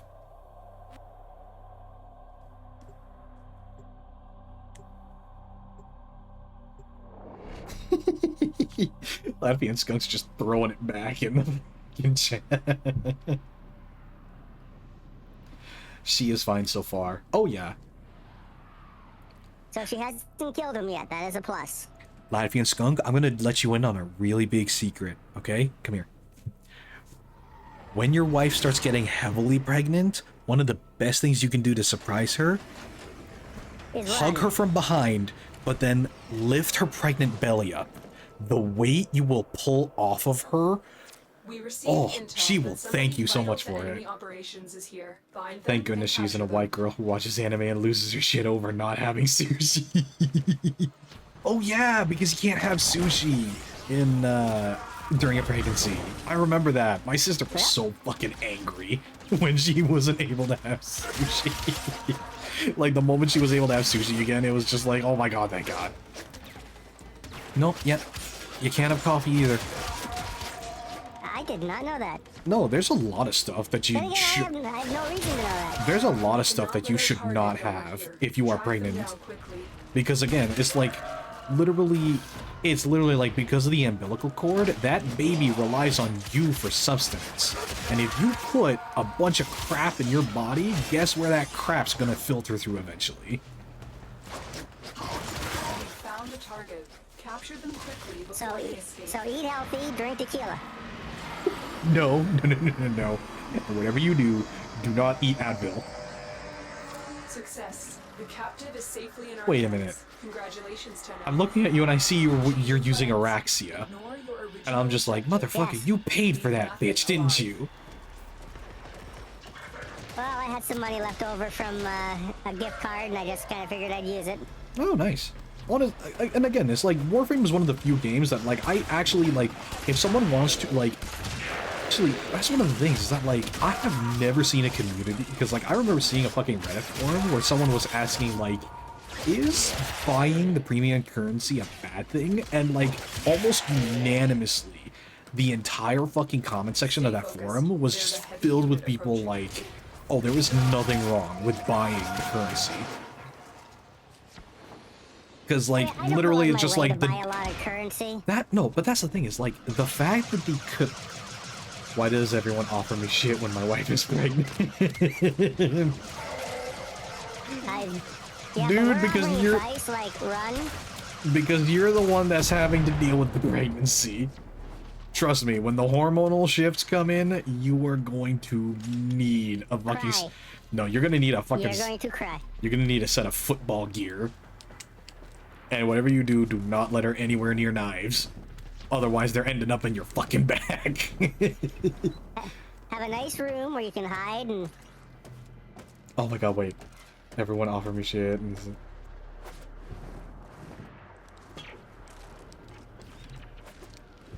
Okay, hang on. So I want to read this. Why does everyone offer me shit when my wife is pregnant? Oh, get a VTuber model now, skunk. Bro, I'm offering you a deal on a VTuber model. You pay me 50 now and 20 weekly, and I'll get that to you soon. My wife is pregnant. I can't spend money like that. But dude, trust me, you should take this deal. No, honestly, I'm happy with the VTuber model I have. Yeah, I paid quite a bit of money for him, but ultimately, yeah, I am happy. I'm happy with what I got. Because You have a good model. yeah, and the thing is the fact that, like, the reason why my model was particularly expensive was because I saw that. Ow. The reason why my model is particularly expensive is because I don't want to stream anymore, dude. Oh, I'm sorry to hear that, Latvian scum. But I'm glad to have you. Okay, Voodoo, would you like to see how it's done? I think I have an idea, but Okay, just give me a second. so... Because I'm not that smart. Okay, your Araxia is only level 8, so you don't have access to the fucking spider legs ability that lets you zip line to walls. Ah. That's Okay. the problem. So, no, sorry, I'm here. weak. I will show you. Here. So you see the scratch marks on the I'm like walls? Press and hold the jump button. Press and hold the jump button near any wall. And that's how you automatically start wall running. I forget about... Whoop! You're good. You're good. Come on. Come on. Come on. You're good. I'm underneath. Okay, There so we go. do you know how to bullet jump? Okay, so- I gotta do the tutorial again. Yeah, so no, stand where I am and look into the room. Trust me, you don't want to do it off the edge. So look into the room, That would be bad. crouch, and then just...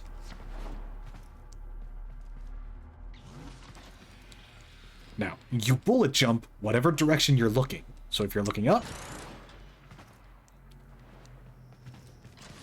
and if you aim your weapon while you're jumping in the air, you do a Max Payne kind of glide through the air. Ah, okay. So what a lot of people do is they use a combination of bullet jumping and weapon aiming. Not to mention the fact that there's a bunch of platforms strewn about, but press the interact button here and you kind of hop on this like a perch or a zip line. And then you could just bullet jump from there. I have life figured out. Streaming became too much of a task. I started streaming back in 2017 with some furry friends, and I had a model then, but over time they left, and I got bored, and I left, and I tried to do it again, but I missed. it just didn't feel the same. Streaming it wasn't a bad time. I just don't feel like Oh, honestly, yeah, and like, again, like, if it's not for you, then it's not for you. Like, that's one of the things that a lot of people don't want to acknowledge, is that, like, just because something works for them, it doesn't mean it works for everybody else. That is the ultimate thing that, like, and that's one of the things that is, like, it's one of the things that causes a lot of people to, a lot of people misunderstand. It's like, when you're trying to give advice to someone, a lot of people tend to think about what advice works for me, not what advice works for them.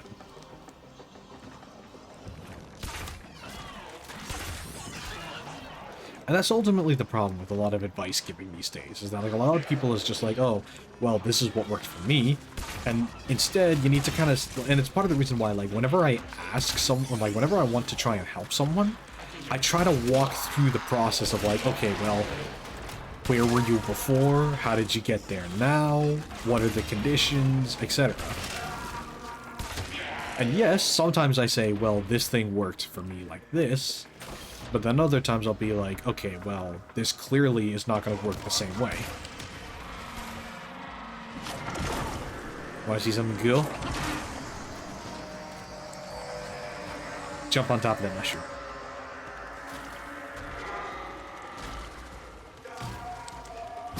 Boing, boing. Woohoo! Oh, I missed. I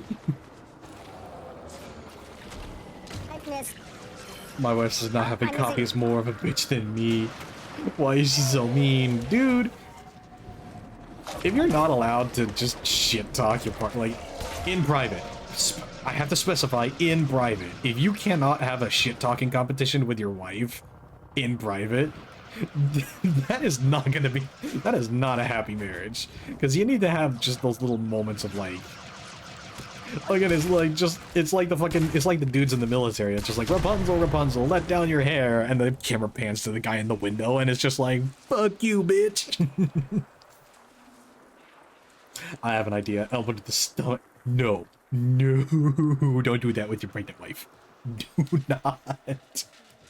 Stay focused. There's a heavy unit approaching. You good, Voodoo? That was close. That was too close. Have fun. Oh yeah, slanted wall, like walls that are slanted downward, they're not a fun time to... Oh, wait a minute, since you're there. Hang on. There we go. Okay, so you can run on this like a tightrope, but watch this. So, we're gonna aim for right there. Okay? I hit the axe already. So, bullet jump to me. And you aim to glide, aim to glide. Yeah. Aim your weapon to glide. Oh, there I am. Why am I facing the wrong way? Okay. I messed up. Oh, I hit it, but I fell off. You did. I told you I told my, it's a gray hair. Is that a gray? No, you did not just ask your wife if that's a gray hair. Dude. Oh, you are He's trying to get himself killed. You are speedrunning life, my friend. I hope she got you back. I hope she got you back with something.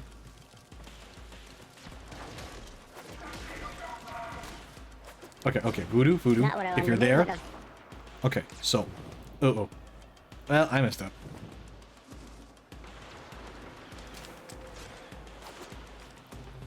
Ah, I keep forgetting. You can't bullet jump in the air. Gonna be like this. Okay, so. You want to aim higher than... Voodoo.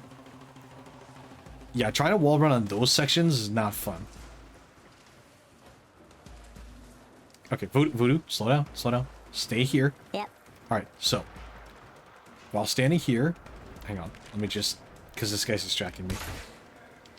Motherfucker, stop moving. There we go. Okay, so. From here, aim slightly above 45 degrees. Bullet jump. Double jump. Hold the aim to glide. Okay. Remember, hold the aim to glide.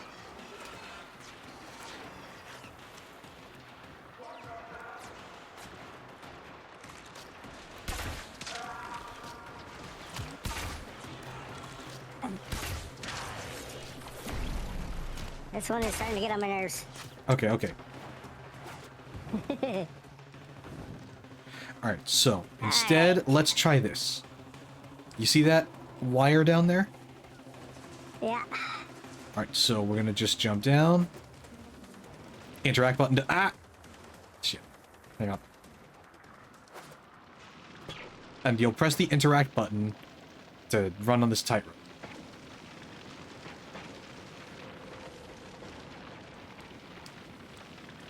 So you know how you... oh, there you go. There. So then we're just gonna jump over to this tightrope.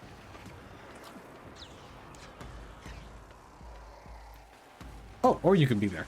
Just be careful, because those propulsions right there, that'll push you. So, easier to just bullet jump over to this tightrope.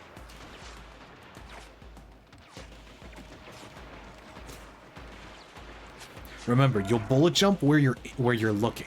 So you want to try and look slightly up.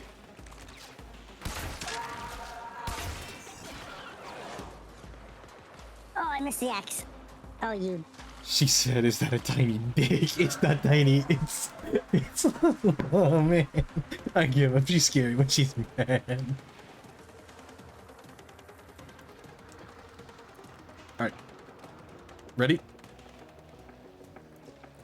Voodoo, do you remember how to glide? Aim while you're jumping. You have to hold it. Yes. Okay, so bullet jump, glide for a bit, and then double jump, because I think you're smacking your head on the ceiling there.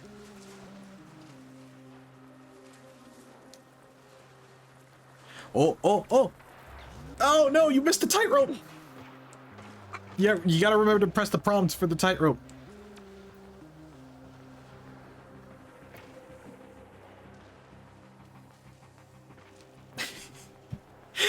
I'm gonna fucking take the controller from you. Oh yeah, I think I'm definitely hitting my head on the ceiling there. Yeah, so that's why I recommended you go on the antenna and then try to jump to the other antenna. Yeah.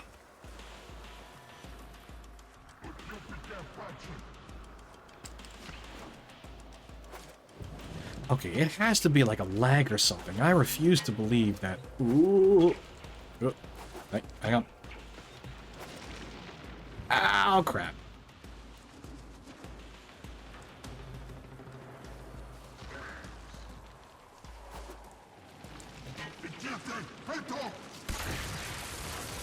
Get out of here. No one wants you here. Get lost. Lewis Skunk, hello! Oh, you made it! Okay, so you see that platform there? You can either try to jump to it, or tightrope.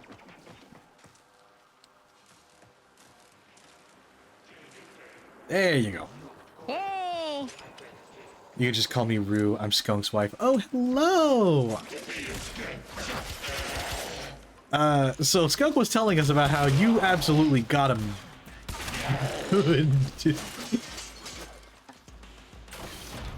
He decided to do the whole stupid fucking, oh, is that a gray hair I see? And then you responded with, oh, is that a tiny dick? And it's just like, oh, man. Ooh. I did boxing back in my days. Oh, shit. A boxing wife. Took risks. I made a bold new partnership. Bear witness, betrayers, to my exciting new product line.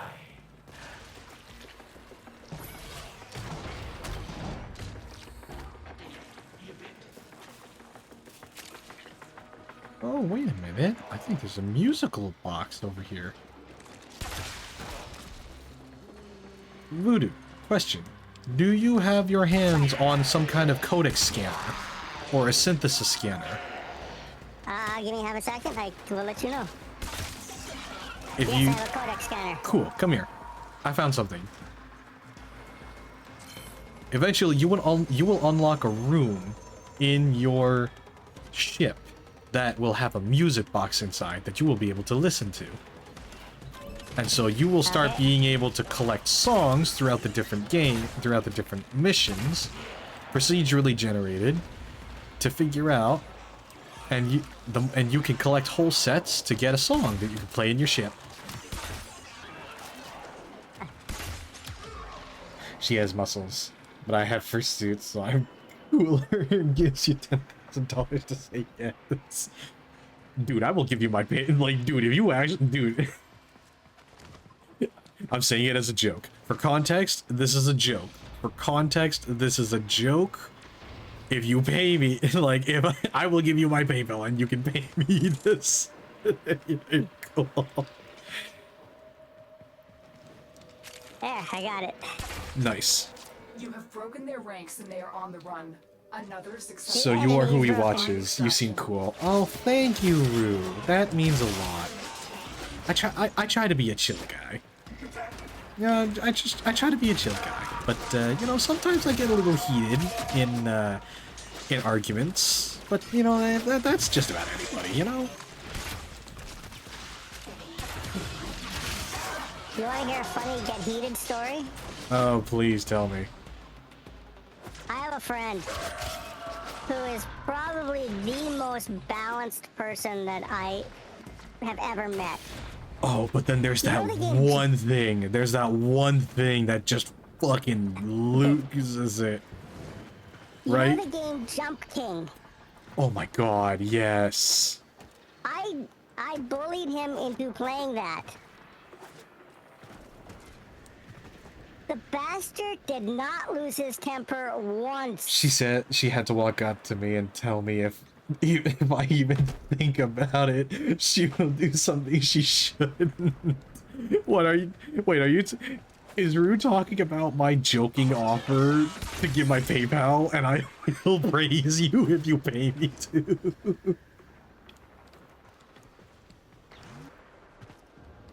The PayPal. Oh my god, dude, that was a joke. That was a joke. That was a joke. The only time She might descend skunk there. She goes to visit her mother for a week. Next thing, Latmy and Skunk knows. He gets a letter in the mail, and inside is the fucking wedding ring.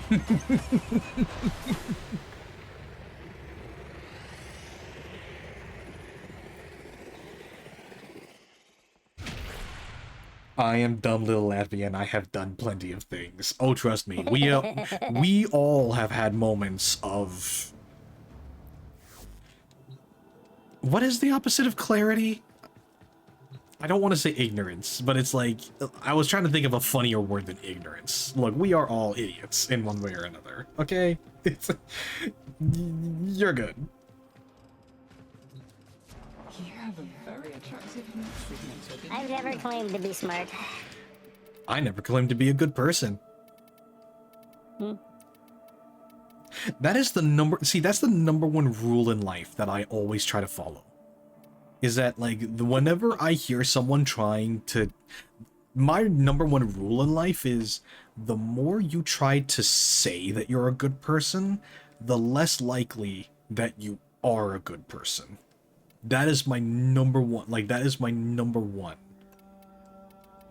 That is my number one rule in life, is that, like, that's the thing. if someone, that is my number one rule in life. I distrust anyone who tries to claim to be a good person. That is, like, my number one rule, is, like, if someone tries to claim to be a good person, I immediately, like, I look at you with the most fucking distrust I have ever had. Especially, that this may be a little dumb, but, like, if a guy claims to be a feminist, I immediately target, like, all of my targeting systems lock onto him, and I'm like, what the fuck have you done in the past that makes you want to fucking course correct this hard?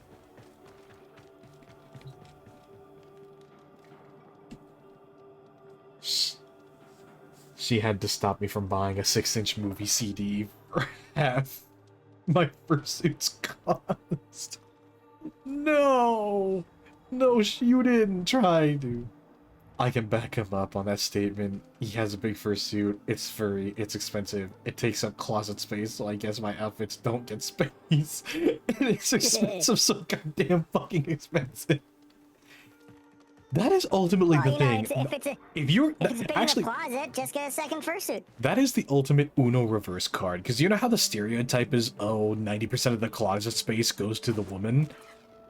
That is the ultimate Uno reverse card. If you're married to a furry, you can never, ever... Like, if you are a furry and you are married to someone, you can never try to claim that they hog all the closet space. He tried to get me one. Oh, what made you say no?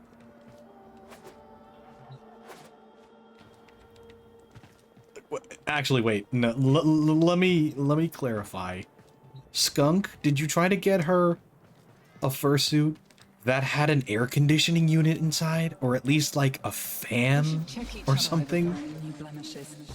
Because I guarantee that would have been an immediate fuck no if the fursuit you tried to get her had like no ventilation. I said no because I have dignity. First of all, dignity is overrated. That's hard. Actually, wait, Rue, you're a school teacher. Never mind. You need all the dignity you can get, because kids are like fucking sharks. The moment they smell blood in the water, they fucking attack. Yes, I did try to get her a fursuit, and it would be a kangaroo, her favorite animal, and I would have put one in. Aw. See, she heard you out. She heard you out. And I'd say that's the best that you're gonna get, Skunk. Yep. Because sometimes, here's the thing. As much as you want to try and give someone something, there will be times in life where you kind of have to give up and be like, okay, they don't want anything, so I should just stop trying. Because the more you try to pressure someone into letting you give them a gift, the more likely it will end badly. Because, like, that's the thing that a lot of people don't quite understand about gift giving, is it's a two-way interaction. Yes, you're the one giving the gift, but they have to accept the gift. That's the thing. I'm getting one for the child. No, you are not. Oh my god, we are watching a marital breakdown in the fucking chat. Alright, Voodoo, what's the next mission? Not lying, I would love to see that. Just a little bit. Although, if you think, I mean, hypothetically, you could justify it if it had extra padding and it was more like a protective onesie than a fursuit. Yes. She's not scared to come out of her room and tell me to my face. Honestly, one of the things that here's the thing. A fursuit as a kid, it's cute because, you know, it's a little costume, and kids, you know, you could be a hell of a lot more lenient. Yeah, you could be a hell of a lot more lenient with costumes when it comes to kids. But as an adult, that's when the lines start to get pretty blurred. Now, granted, there is the argument that we never truly grow up. We're just kid, like, there's no such thing as an adult, just a kid who got old. But at the same time, it's just like, yeah, there are definitely things that, like, yeah, there are things in life that you kind of have to give up as a kid. Otherwise, you're just not a functional adult. And I don't claim to be a functional adult, so look at that, that's convenient. Oh shit, here she comes. I am grown. Laughing at Skunk's wife is not afraid to walk over and just... Oh my god, could you imagine Latin? Rue's YouTube channel could 100% be just ASMR, but I beat the shit out of you. And it's just metal pot clanging over and over. The ASMR beatdown. Again, that is one of my favorite jokes, is when, like, one of my favorite jokes is, like, when fucking, one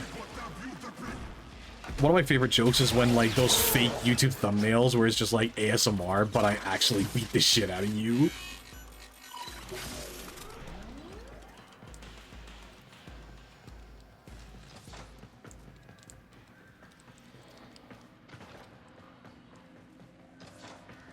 No, he hasn't. He watches kids shows. 1 second. I'm gonna do something.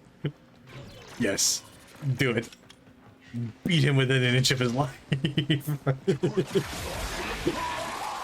Get the chocolate.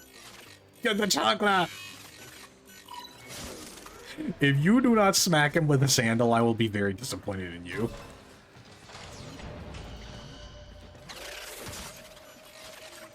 Actually, no. Save the sandal for your future kids.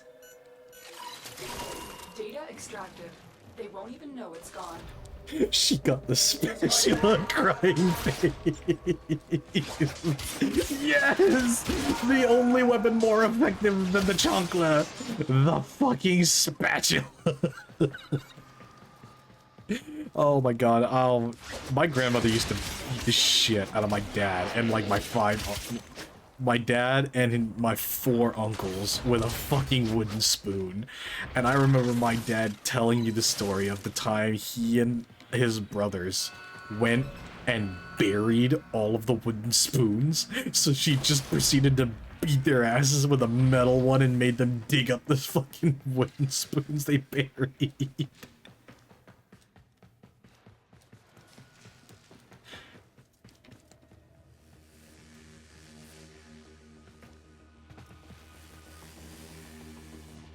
Oh, I remember growing up and me and my brother knew we'd screwed up when you hear The strap of the sandal drawer with the coming wooden spoon undone.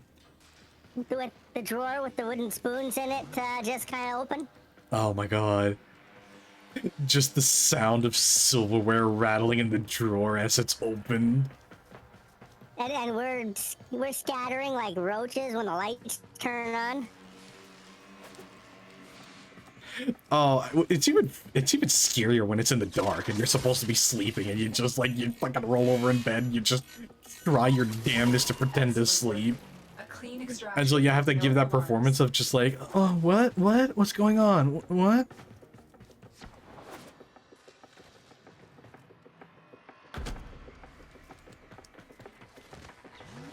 That is by far the best. Wait, are you making me do all of these spy missions? Are you making me do all of the terminal hacking by myself? I got lost. I was saying to B and then all of a sudden B will vanish. No, see, I'm from Texas. I moved to Iowa when I was 13. I'm gonna tell you one thing. I remember my daddy beating my asses with a few different items. A cattle prong, a clock, and my favorite one to watch was a bunch of twigs and bullhorns bundled together. These were only used when they did some real bad stuff.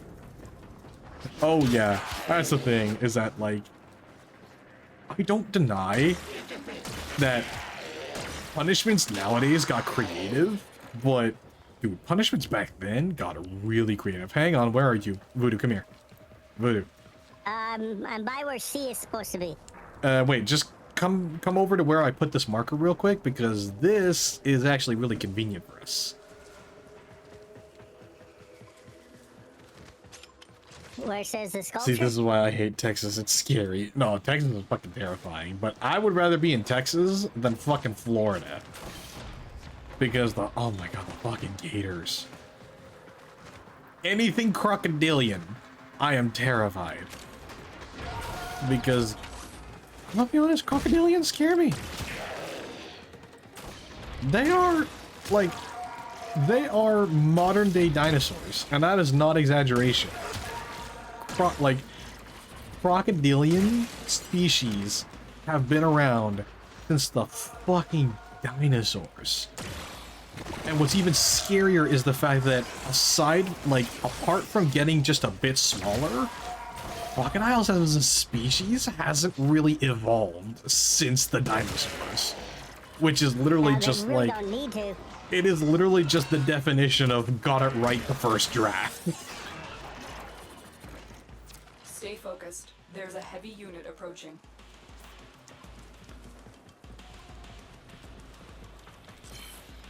Because again, it's like ambush hunters that, fun fact, the way that a crocodile, so here, come here.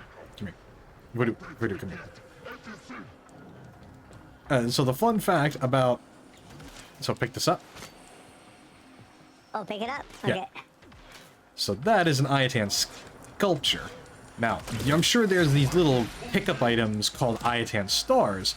Those will make the statue more valuable. Now, you can either sell the statue for platinum with other players, although usually a lot of players prefer to receive Ayatan statues in bulk, Or you can go to an NPC called Maru, because she will dissolve the ITAN statues into Endo, which is a resource you need to upgrade your mods. Yeah.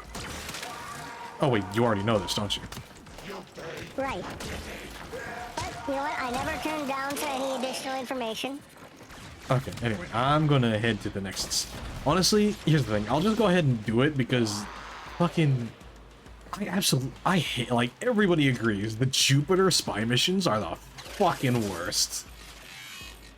Like, I welcome the challenge of the new spy terminals, because you have to sneak around lasers and avoid detection. Otherwise, it starts a purge sequence, and it's like... If the countdown gets to 0, that particular section of the mission is a failure. And depending on the mission, if you fail even one spy terminal, that's it. It's an immediate fucking mission failure. Now, if it's a regular spy mission, if one of them fails, then it's like, okay, fine. And just as long as you get one of them, it's a success. Sorry, no. 2 out of 3. It's like... It's like a score of like 2 out of 3. Like, if you get 2 out of 3, then it's like, okay, mission success. Get the fuck out of there. But like, some missions, it's like, you have to get all 3. So here, you go ahead, level up, kill some stuff. The most entertaining part was how the hell he managed to beat them with a clock. The fucking time ticker has those hands that were pointy. He would poke them in the ass, spank them with it. One time he got so pissed he made them stand there and move their hands in synchrony with an actual clock. Oh my god, that's amazing.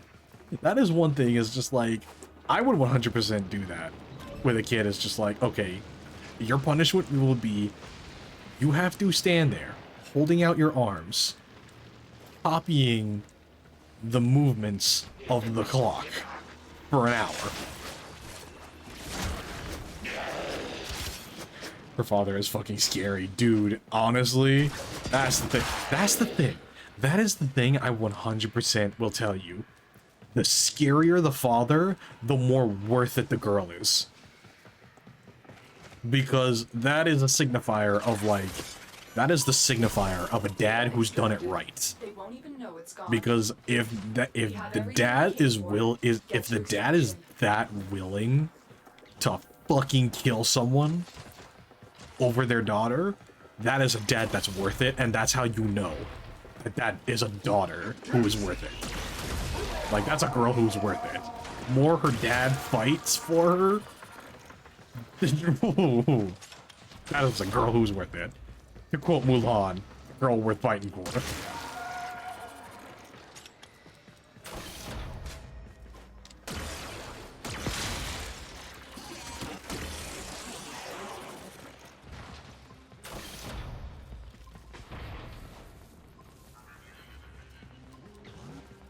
Oh, there you are. Okay.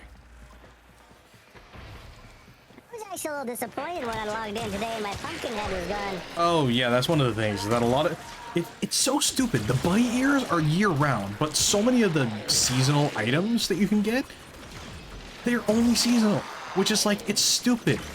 Like, for example, this month it's Movember. This month it's the mustaches, and it's like, let me keep the fucking mustaches, please. Yes.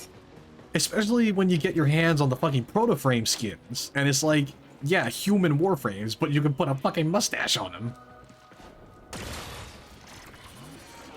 He is about 6'6", big fucking mustache cowboy hat to every event. First time I saw him, he had a cigar in mouth, cattle prong in hand, and a lead to a big fucking bull who wasn't even trying to piss him off. Yeah, no, that is...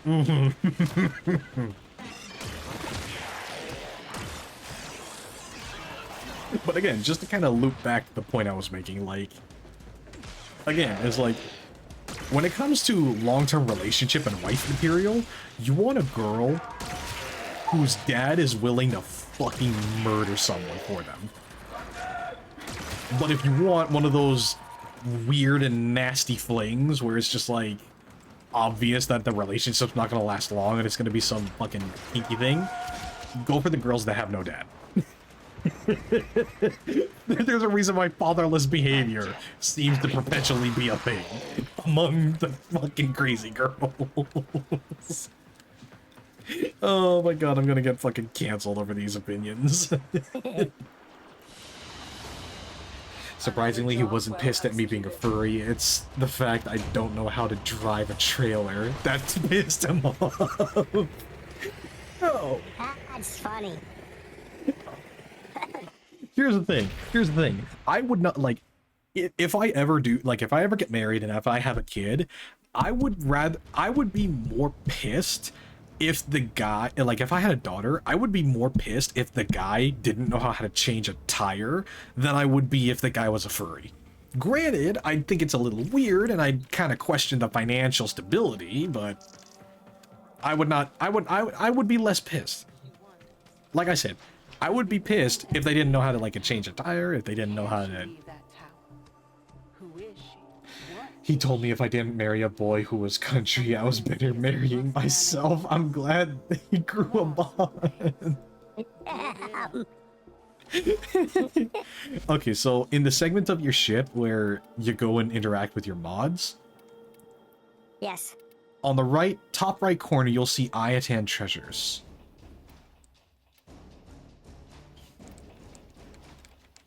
And that is where you will see the Ayatan treasures you collect in missions and as reward pools. And you'll also see how many Ayatan Amber stars and how many Ayatan Science stars you get. Now, what you do... I have 1 Amber and 4 Cyan. Okay, that should be enough. So select the select the treasure that we just picked up, Ayatan Valana's sculpture. Select it, and you'll see an option for a button prompt auto install. And you'll notice the value, like, because you trade in the sculptures for Endo. The value of that sculpture will immediately shoot up when you insert the Ayatan stars.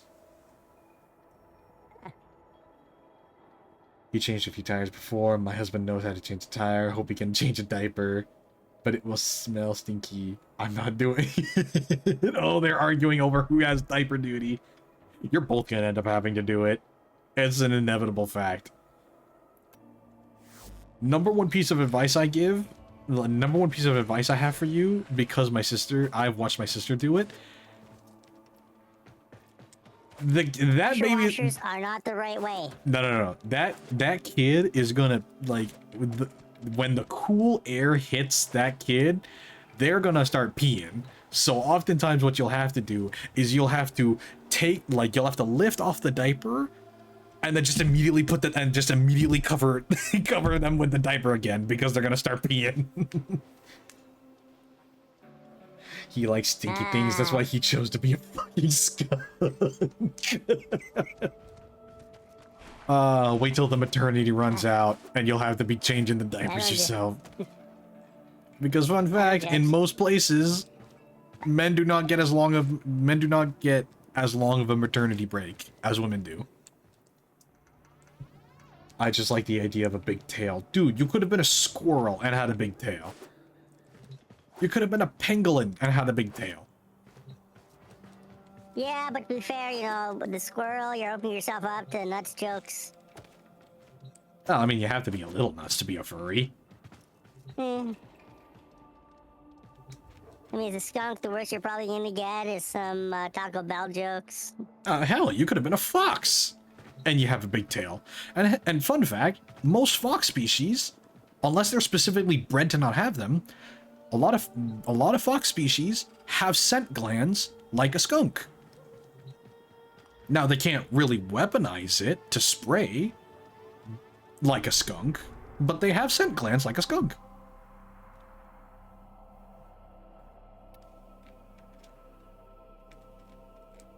Okay, so what's the next mission on the list? It's another sabotage. Is it Thebe? Thebe. Okay, yep. We're heading to Thebe. Yeah, I kind of went this way so I could go either Europa or over towards Saturn. Okay. I would say unlock Saturn first, because the defense mission on Saturn, I would argue, is like the best mission if you just want to mindlessly level up weapons and gear. Like, again, it's one of those missions where, like, enemy levels are just high enough for the reward, for the XP to be great, but they're not too high level that it takes fucking forever to kill them. Well, I chose to be a skunk because squirrels are weird, foxes are too common a furry species. I was originally a gargoyle. I thought of being a mole, but skunk was so much better, though. Yeah, you're not wrong. Be honest, how many times has Rue made Pippity Pew jokes?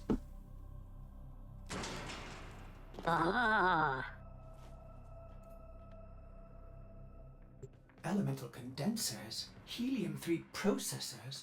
Alan's facility is consuming Jupiter's resources on a massive scale. Operator, you certainly have an eye for strategic targets. Ordis has marked key infrastructure for demolition. Get in there and kick Access the facility.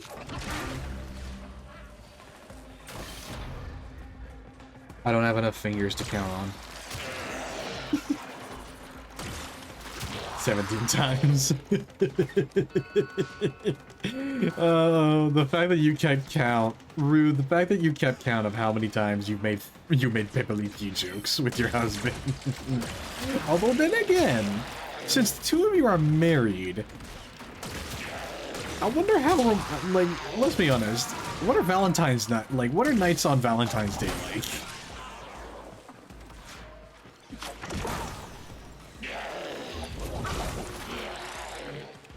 Wait, Voodoo, where are you? Oh, there you are. Want to see something cool?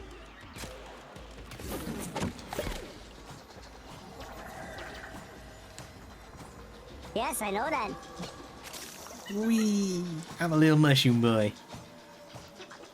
She controls the bed. She controls the bedroom. I do not doubt that she does. I also choose the restaurant.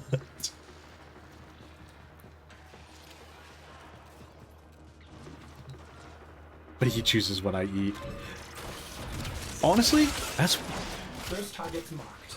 Render them that's one of the things, is that I'm trying to remember specifically how the advice goes, but like when it comes to like deciding when it comes to deciding where to go, helium-3 processors are key to the operation of this facility's reactor cores. It would be a shame if something happened to them. one of the things that it was a piece of advice that someone gave me, but like if you're trying, like if you have an indecisive person and you're trying to ask them where they want to go to eat, the piece of advice that I remember was given was like, offer them a choice that's not really a choice. Most efficient, operator. Or like more, not so much like you're controlling their choice, it's more like offer them a choice based on what you know about them. And I'm gonna make a restaurant called Anything's Fine. Anything's fine.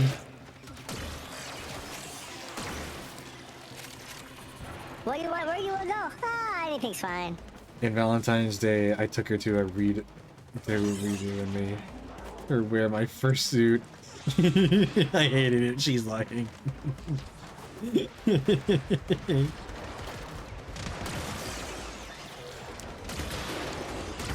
You know, this part of the mission, you're supposed to destroy the fans that are in here. That's what these red markers are for.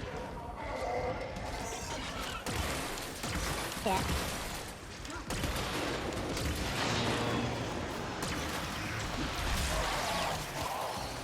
Now, turn your attention to the reactor core. Locate the console and initiate the overdrive The reactor core. That's another thing that really pisses me off, is the fact that, like, a lot of the fucking people who are like, oh, save the planet, just stop oil. If they actually wanted to save the planet, they would 100% be behind nuclear energy. Because nuclear energy is like, it produces next to no pollution for the amount of energy it produces, we've already figured out the best ways to we've already figured out the best ways to dispose of the wastes. And again, it's literally just like, and one of the things that a lot of people do not tell you is the fact that like all the other, like all of the renewable Voodoo, no, we're defending these. Do you see the little shield icon? Okay. So we're just defending these from enemies. AKA kill anything that tries to touch it. But like, again, it's just like, and with all of these supposedly renewable resources, like renewable power sources, there's just too many drawbacks. There's too many drawbacks per wattage of energy produced.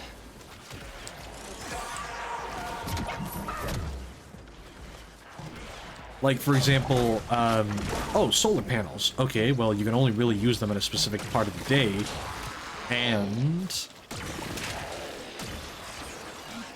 the amount of pollution that goes into making the solar panels is not worth it. He took me to a fancy restaurant that served pizza. I had been making him buy me a lot of stuff because I'm just the best wife and deserve it. And I said, I'll let him do what he wants for dinner. He proceeds to dress me in his skunk suit, match me into the restaurant, and yell, "This is my furry wife." Success. Oh, he's got a sense of humor. Oh, that's the worst. Oh, that is both. That's the thing. Is like simultaneously the best and worst fucking thing to have is a partner with a sense of humor. It was hilarious. Oh, I bet it was hilarious, Voodoo. How long did you spend on the couch after that? How long did she make you stay on the couch after?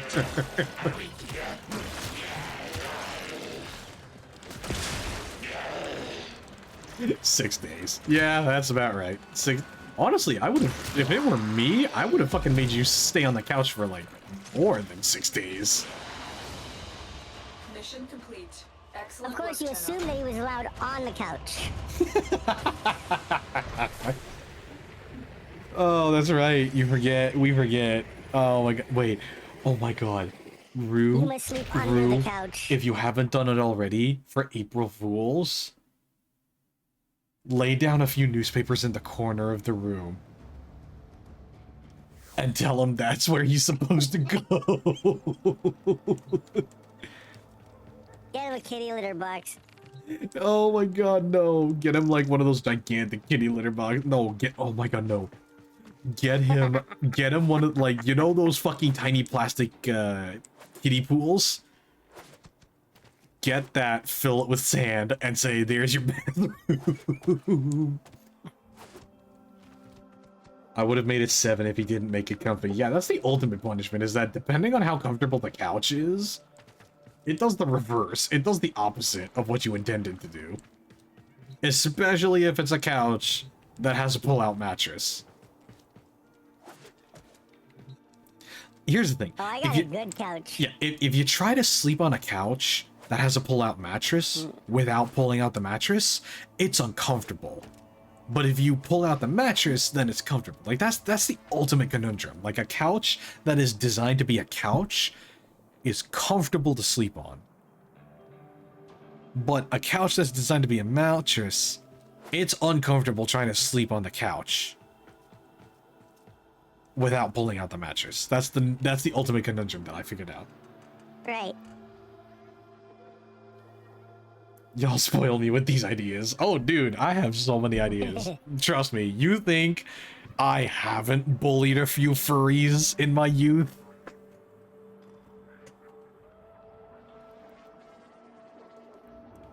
Best piece of advice I can give if you really want to bully a furry: buy a bag of dog treats and just throw that at him at random periods of the day.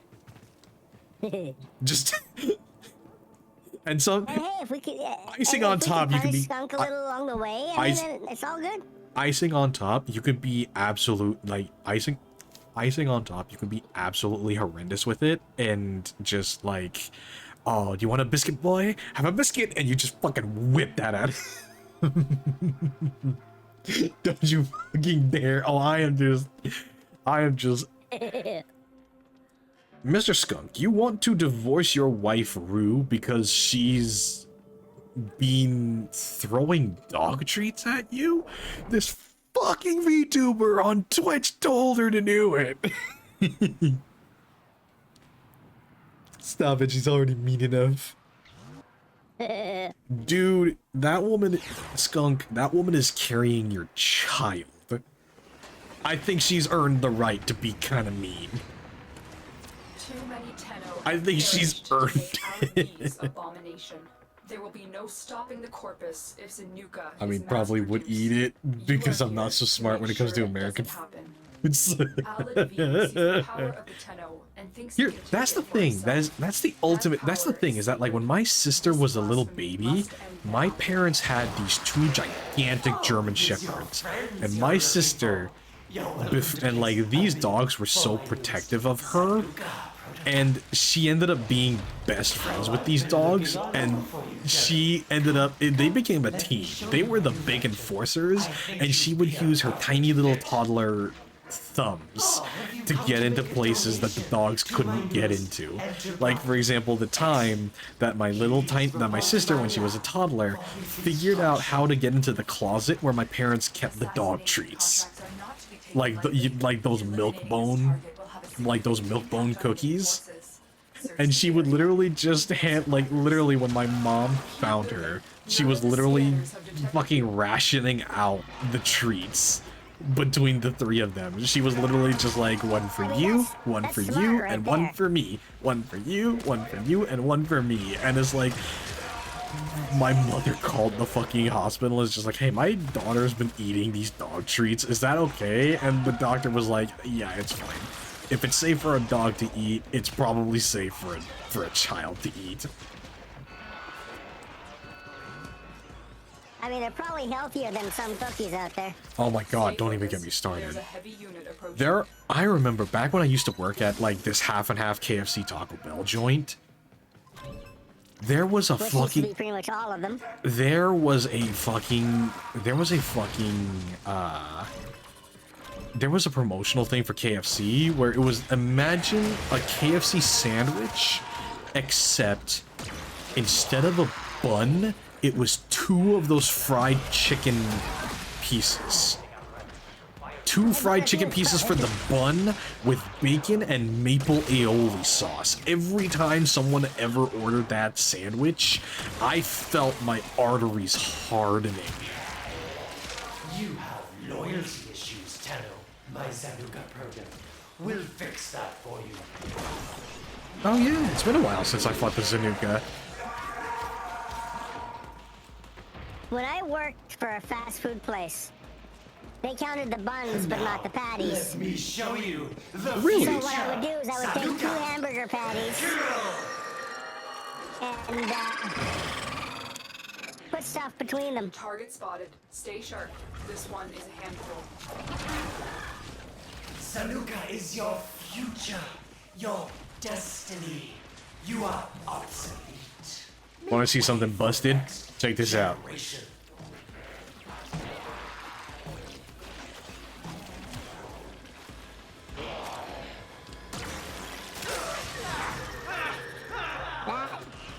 That was busted. See, he was hiding in the corner, so I wasn't able to show off how much damage these mushrooms do. Okay, anyway. I saw his bark fall very fast. Oh no, that was my pistol. Like in the lore, this pistol I have, this wrist-mounted pistol, it's not actually a pistol. It's a fucking laser mount. It's a mining tool. In the lore, it's a mining tool. Oh, okay, I know the one. Yeah, I think I. The Gramacore. Here's the thing. In any of, like, the Gramacore is not a very good pistol compared to other pistols in the game, but at the same time, it's just like, dude, it's a fucking Iron Man laser. Okay, fucking get off. Fucking get off my back. You get it for the memes. Yeah. Anyway, sorry. I want to read this long fucking story that fucking Rue has put in the chat. Hang on. I fucking... Let's get to Extraction. I want to read this. I'm gonna do Extraction. Hang on. Yeah. You go ahead. We don't want Rue hunting us down. Okay. You want to know a funny story? One time I enjoyed him being a furry. One time I enjoyed him being a furry is the time he took me to a furry convention. It wasn't too hyped. I wasn't too hyped about the convention. I mean, some furries know how to make a good fucking burger. Don't get me wrong. But next to the convention was a restaurant my grandma brought me to, and I couldn't stop thinking about it. Sometimes to confuse me, he tries to speak in Latvian, but I use my only trump card. I ignore it. Yeah, that's the thing. Apathy is a valuable fucking weapon. Like, is the reason why the King of England was able to separate England from the church was just apathy. It's literally just the definition. Like, I'm the king. I can do what I want. He's doing the dishes. He knows his role. Oh, wait. If he's not watching the stream, then... Okay. So you could, as a practical joke, and you could make it a long-running practical joke, you could throw dog treats at him. Or... There's that sandbox... There's the sandbox joke that we mentioned. Get a plastic kiddie pool, fill it with sand, put it in the corner of the room, and say, "There's your bathroom." Like, it's like, oh, we have a guest bathroom now. Or another thing you could do as a joke is, for Halloween, because you know he's gonna dress up in the fucking furry costume, dress up as animal control. Oh, that's good. I like that. I like that. Dress up as animal controls and get one of those, you know those sticks that animal control has, the sticks with the lasso on the end of it? You need two things. You need that stick. And ask your dad if he still has a cattle prong. And a skunk trap. No, ask your dad if he still has a cattle prong you can use. See, husbands are simple. Boobs, a good meal, or in this case, a skunk sticker makes them do anything the wives want.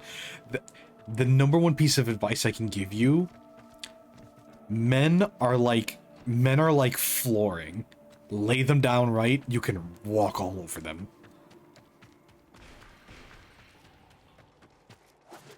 I mean, I can't deny that. It's exactly. Again, and another piece of advice. Men are biologically hardwired to fuck 80% of the people they are sexually interested in. Like, so if it's a straight guy, men are programmed to fuck, like, around 80% of all the women they come across in their life.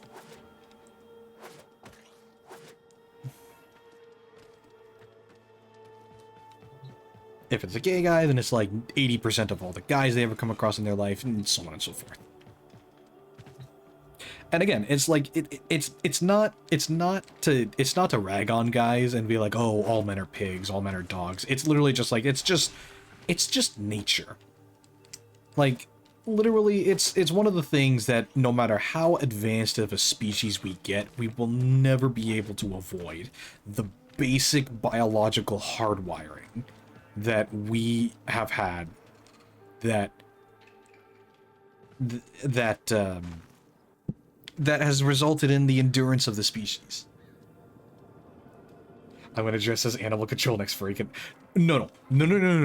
You don't want to dress as animal control in a furry convention, because that's going to draw a lot of unwanted attention from a lot of people who, let's be honest, they should not be allowed anywhere near a convention. Never mind a furry convention. Yeah, you might get the people that just absolutely have no sense of humor. No.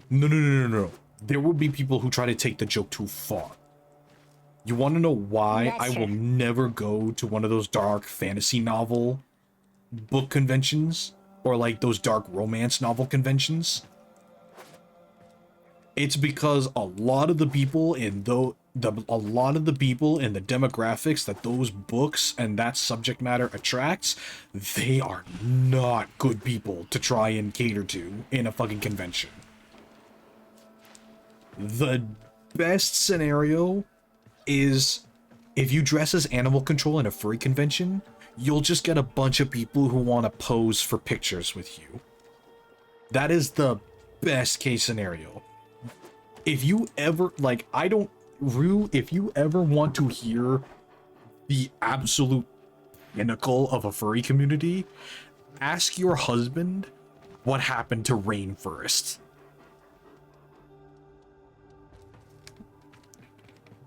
Because that is the most condensed version of what can happen at a furry convention that is not properly moderated. Yes, If do I it go on to Halloween. Saturn Junction. Yes, do it. Sorry. Oh, you have the Saturn Junction unlocked? Yeah, if I go to Saturn Junction, will it drop group? Yeah, because you have to do it by yourself. Right.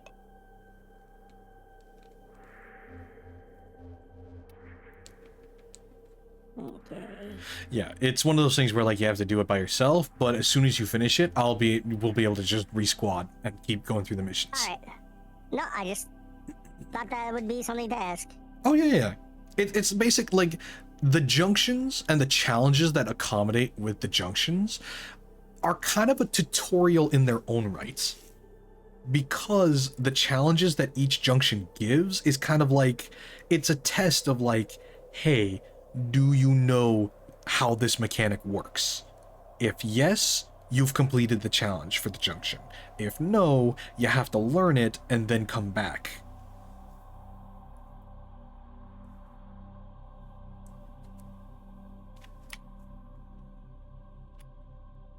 You know what? I'll ask him about that later. Not now, because I would like to sleep tonight. Poor Rainforest guy. He probably had something super bad. No.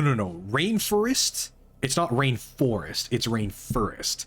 Rainforest was a convention that was made for, by, and of furries. It was a convention. It wasn't a person. It was a convention. Rainforest was one of the worst. So the best way to describe it is there's the two extremes. A convention that's ruined. The best example of a convention ruined by its organizers is DashCon, the Tumblr convention that never existed beyond a year.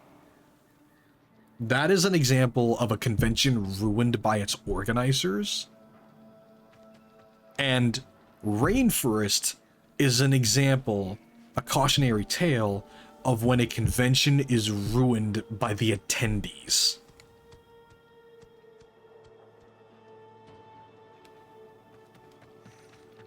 That is the main takeaway from both DashCon. Actually, if you really want a great summarization of the events that transpired in both of those, there is a YouTube channel called Internet Historian, and he makes great videos archiving and detailing the events that happened. Internet Historian is actually a really good content creator. I don't really know what he's up to now. I think he kind of took a step back from YouTube, but he did a great job archiving a lot of stuff that happened in internet culture, along with a bunch of other things. And like, again, Internet Historian did a great video covering both DashCon and covering both DashCon and Rainforest, along with the great Tumblr 4chan skirmishes. You remember those, Voodoo? Which ones? The Tumblr 4chan skirmish, when Tumblr decided to pick a fight with 4chan and got absolutely blasted. Yep. I remember someone made the comparison, and it's such an accurate comparison of like someone described 4chan is where smart people go to act stupid, and Reddit is where a bunch of stupid people go to act smart. Because, like, Rainforest said he wanted to go to Rainforests, but glad he didn't. Oh, yeah, like, Rainforest is a cautionary tale of what happens when the attendees ruin a convention.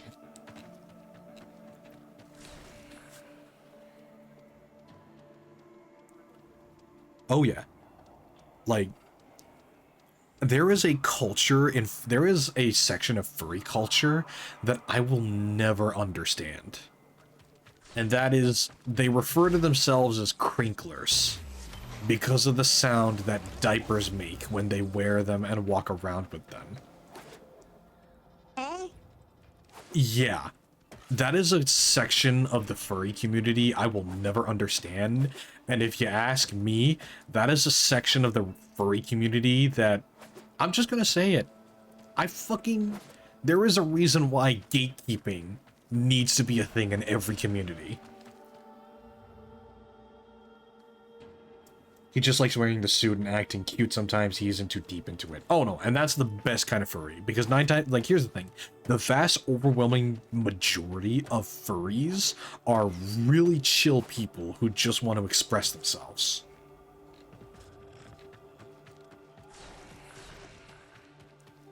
Unfortunately, there's like about a 15 to 20% demographic of the furry community that are just people who should not be allowed outside in public in general. That is the ultimate problem with the furry community. The vast majority of the furries you meet, they are fun, expressive, chill people to hang out with. Provided you don't try to talk politics with them. And that applies to both the left and the right, because let's be honest, there is a reason why the game Furry Hitler exists.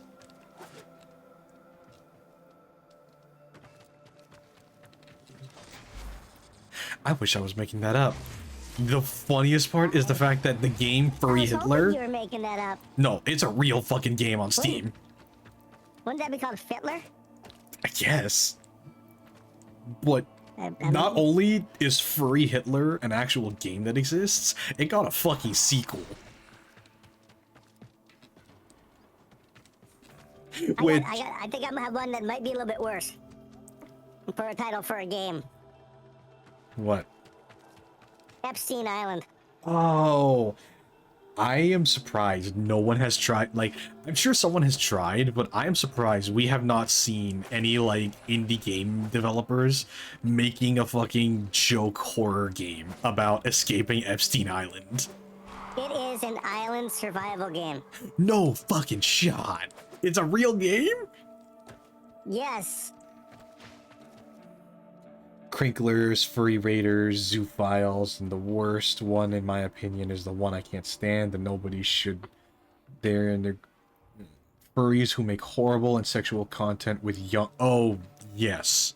Again, there is a reason why I am in favor of communities gatekeeping.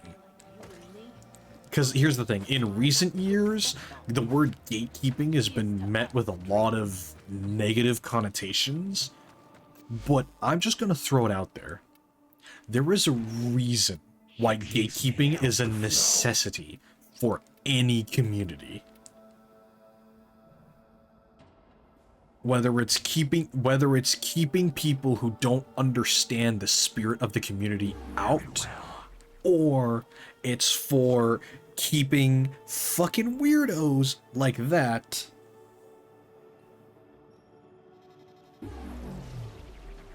I'm pretty sure furries gatekeep. Yes.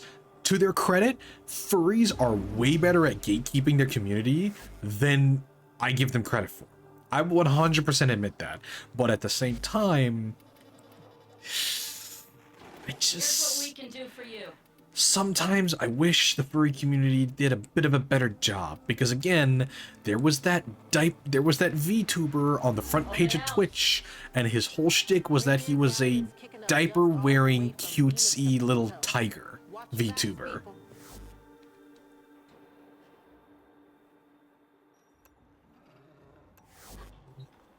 And yes, one of the redeems on that guy's stream was, like, fart noises and, like, that kind of stuff. Like, again, I just... I'm glad the furry community gatekeeps, but sometimes I feel like it's not enough.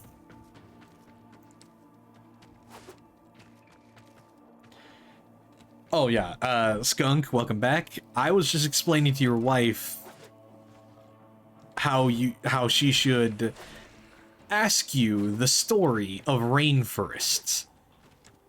In order to, because initially okay, so spoilers, I introduced the idea of, for Halloween, your wife dressing up as animal control if you decide to wear your fursuit.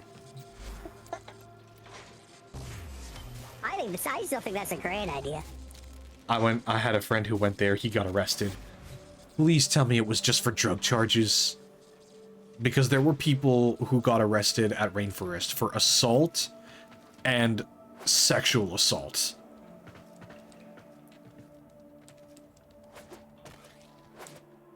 And I really hope your friend was just arrested for either assault or drug charges. The fact that assault charges is the better option in this conversation is just fucking wild. Attempted... Oh, and it just got so much worse. Attempted sexual assault and property damage. We stopped talking... Oh, God.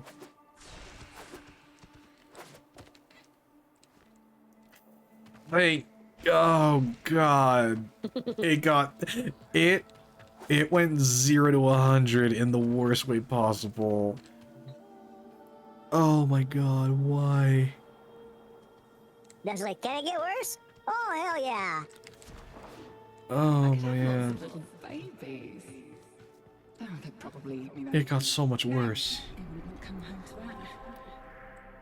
You did the right thing. You did the right thing. Latvian skunk. How wild is that? Getting arrested for getting arrested for assault charges is the preferable option when talking about someone getting arrested.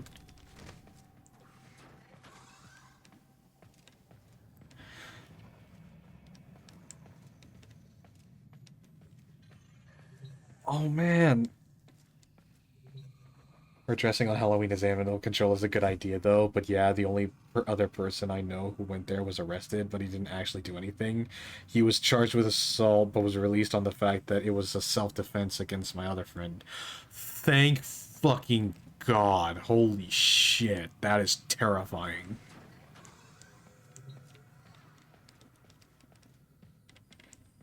The fact that the phrase self-defense against my other friend is a thing is also concerning. Yeah. It... Oh, and I'm done the junction. Oh, okay. Here, let me invite you back. That's okay. He went down fast. But yeah, so after I suggested dressing up as animal control for Halloween, she then coined the idea of dressing up as animal control for a furry convention if you decide to take her to another one. And I immediately said, do not fucking do that. Because that will attract all kinds of wrong attention from people attending furry conventions.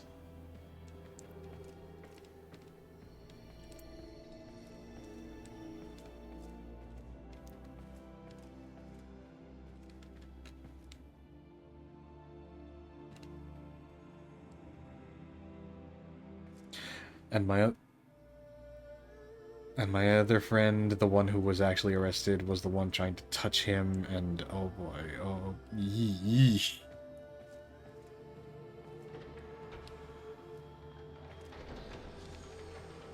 Yeah, but again, like, the reason why that subject came up was because I was kind of using Rainforest as an example of why dressing up as animal control to a furry convention would not be the best idea. I'm just saying, it would not be the best idea. It would be funny,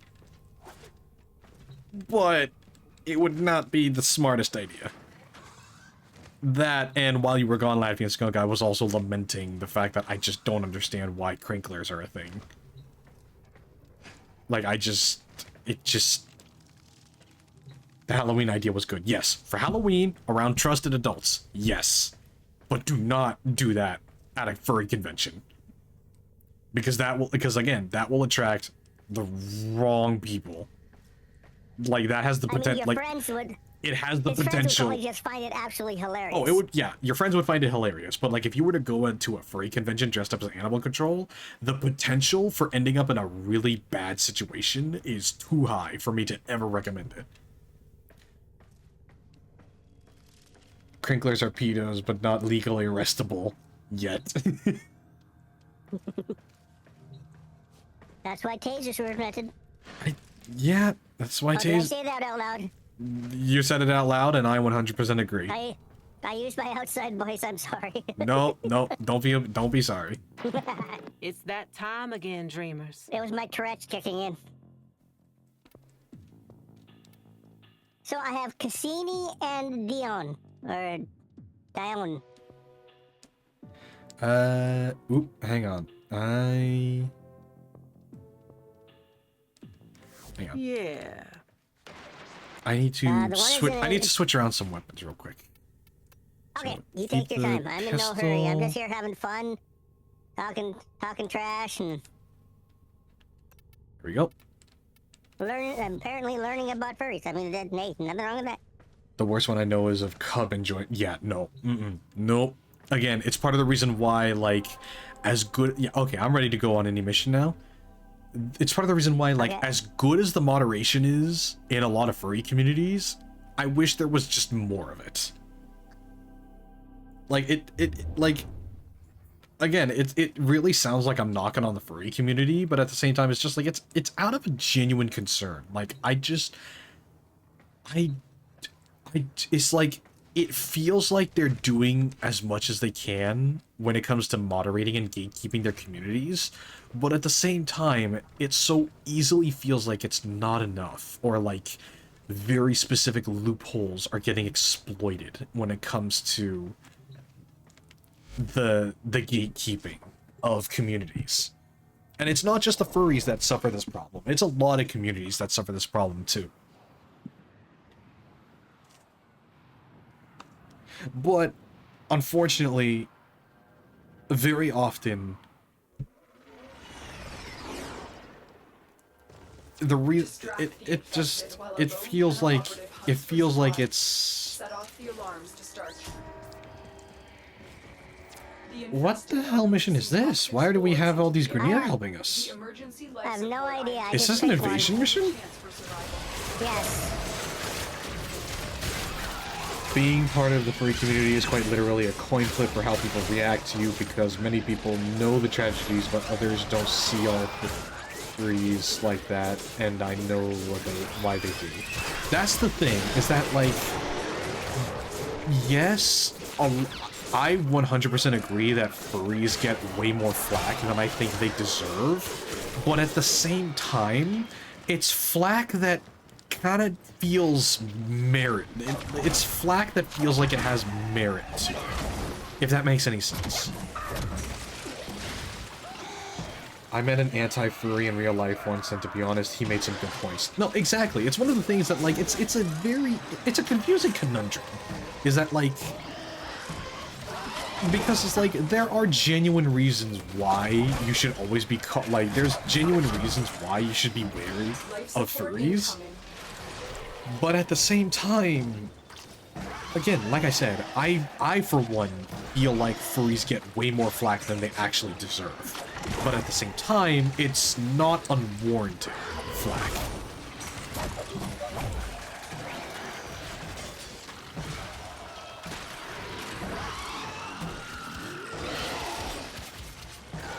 Because, like, yeah, a lot of furries, they just want to express themselves. They just want to be able to, like, it's for a lot of them, it's like with VTubers.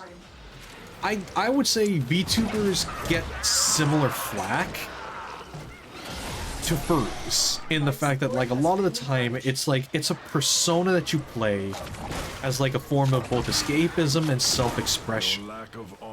Unfortunately, there's enough bad actors in in the community that result in a lot of flack and heat coming our way. Don't hate people based on the bad side of the community, but I understand why some people are wary. And what pisses me off is furries who say anti-furries are just being crybabies. There are some who have a reason to hate furries, like some could have bad experiences before they have a reason to hate us. Exactly. That's the conundrum. That is the conundrum that I was trying to badly explain, is the fact that, like, a lot of the concerns regarding the furry community are not unwarranted. And that's ultimately the problem. Especially when you have members of the furry community that, for whatever reason, it's almost like they're brainwashed to double down on those things that people are concerned about. It's almost like the fucking people is just like, oh well, you called me a slut, so I'm just gonna sleep with 100 guys because fuck you. Which is like, first of all, I thought you were trying to prove that you're not a slut.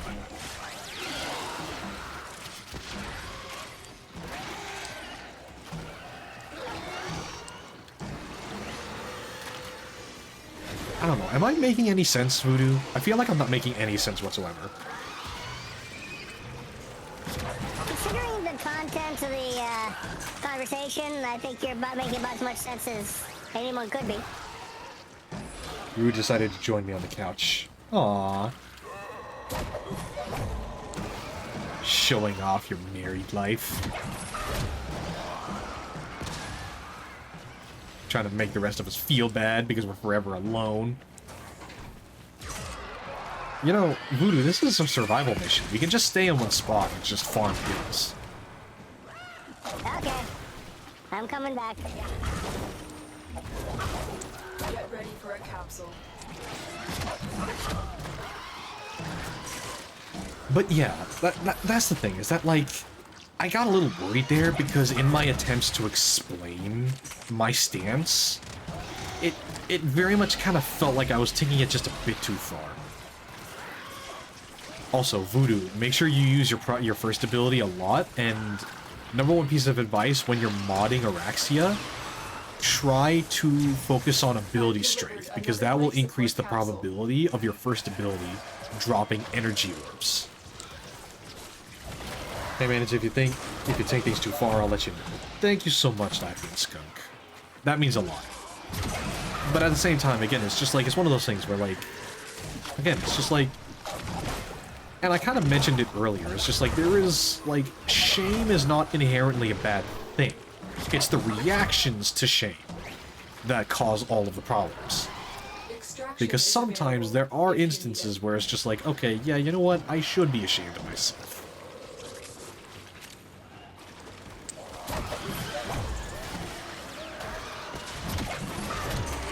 Again, it's not necessarily shame that is a bad thing. It's the reaction to it that causes problems. And I really hate how during the... I want to say it started in, like, the 90s. And it's like, it's been a thing since the 90s of, like, all of these people in, like, all of these movies and shows that are vilifying shame, which is like... Here's the thing, is that, like,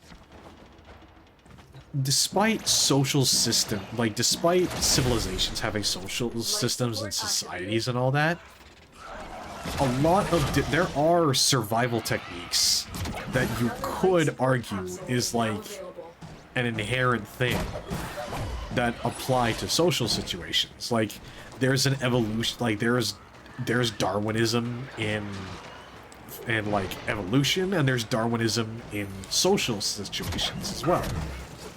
Where like over thousands of years we've developed techniques and reaction methods and coping mechanisms that are essentially like the social equivalent of evolution that help us to survive in different social situations. You know what I mean?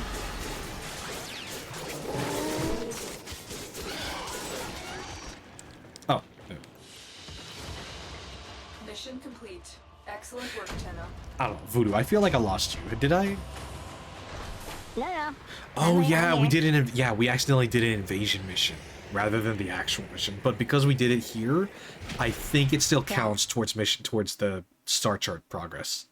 But you may want to double check. I didn't know which one to pick, so I just randomly picked one. Oh, normally you want to try and pick the one that doesn't have any like fancy symbols or anything. Ah. Hang on, I need to mute because my nose is getting clogged and I need to...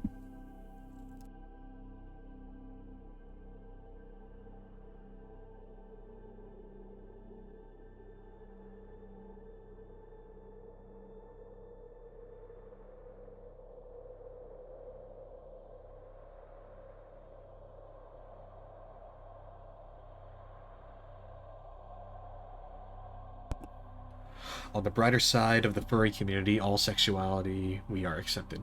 That... Yeah, but unfortunately, much like with the LGBT community, there are bad actors who are trying to normalize things that, by all accounts, should not be normalized. Working to lift us up. Like the Crinklers, like the Cub Lovers, and in the LGBTQ community, they refer to themselves as MAPs. MAP is an acronym. Is that what it's called, an acronym? But MAP stands for Minor Attracted Persons, which is the most blatant. Yeah, which is like the most blatant attempt at trying to justify some fucking horrendous shit. Till then. Yes. And that's the thing. Whenever someone talks about normalizing something, I immediately look at them with just the most suspicious look. Operator, because it's literally just like, okay, what are you trying to normalize? And why do you feel an inherent sense of shame in it? Because there's a good chance that there is a fucking reason why you should be ashamed of it.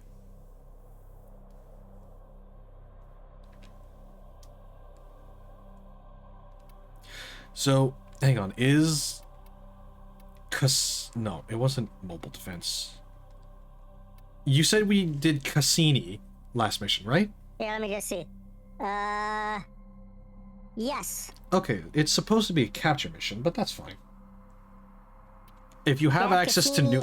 invasion/mobile defense. Yeah, so you either have mobile defense as an invasion, Kuva Siphon capture, or the regular mission capture. 9 times out of 10, the lowest level mission is the regular mission, but you want to look for that kind of Warframe logo. Okay. So like that default Warframe logo on the mission. Okay. But if you have access to Numa, then that means we don't have to do Cassini again. Numa is the next one. Okay, yeah. We can go ahead. I have access to it. It should be a rescue mission unless you want to do the survival invasion. It has, but I can usually comes up with both as an option. Yes, Yeah. it came up. So you either choose the so if you rescue. if you want to do the survival mission, which is just survive until the timer runs out, or rescue, where it's we have to go and rescue a hostage. Either's fine with me. Well, let's do rescue. Let's be nice. Alright, that works. Hating furries is kind of normal for children who don't understand, and schools are horrendous. How will the child react to me is a good question. Exactly. But the thing is the fact that it comes with a lot of different niche things. Let's be real. There's a reason why for a long time nerds and nerd culture was bullied relentlessly, because it was the niche thing and it was the obvious signifier of someone who was kind of outside of the pre-established culture, so to speak.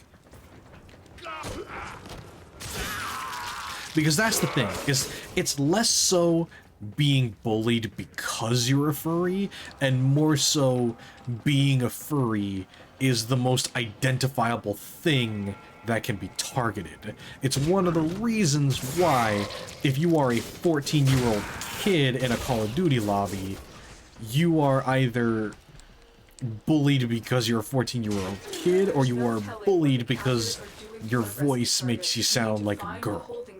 Because, you know, you're prepubescent. Or you wear your underwear too tight. Well, yeah, exactly. Again, like, that's one of the number one things that a lot of people don't quite understand when it comes to the tactics, is the fact that, hang on, right over here, there's a thing you can scan. It's the tactics so much of bullying, of just like, it's less so like what you are is the reason why you're being bullied. It's more so what you are is the most visible, finger quote, weak points. Stay focused. There's a heavy unit approaching. It's very, like, again, it's just like, it's very much like, it's less so what you are and more what they can perceive as weakness. Right. So, like, and that's the thing, is that, like, if, I guarantee, like, if you're a furry and proud of it, yeah, they'll joke about it for a bit, but then they'll just kind of give up and move on when they realize that you aren't giving them the reaction that they're looking for.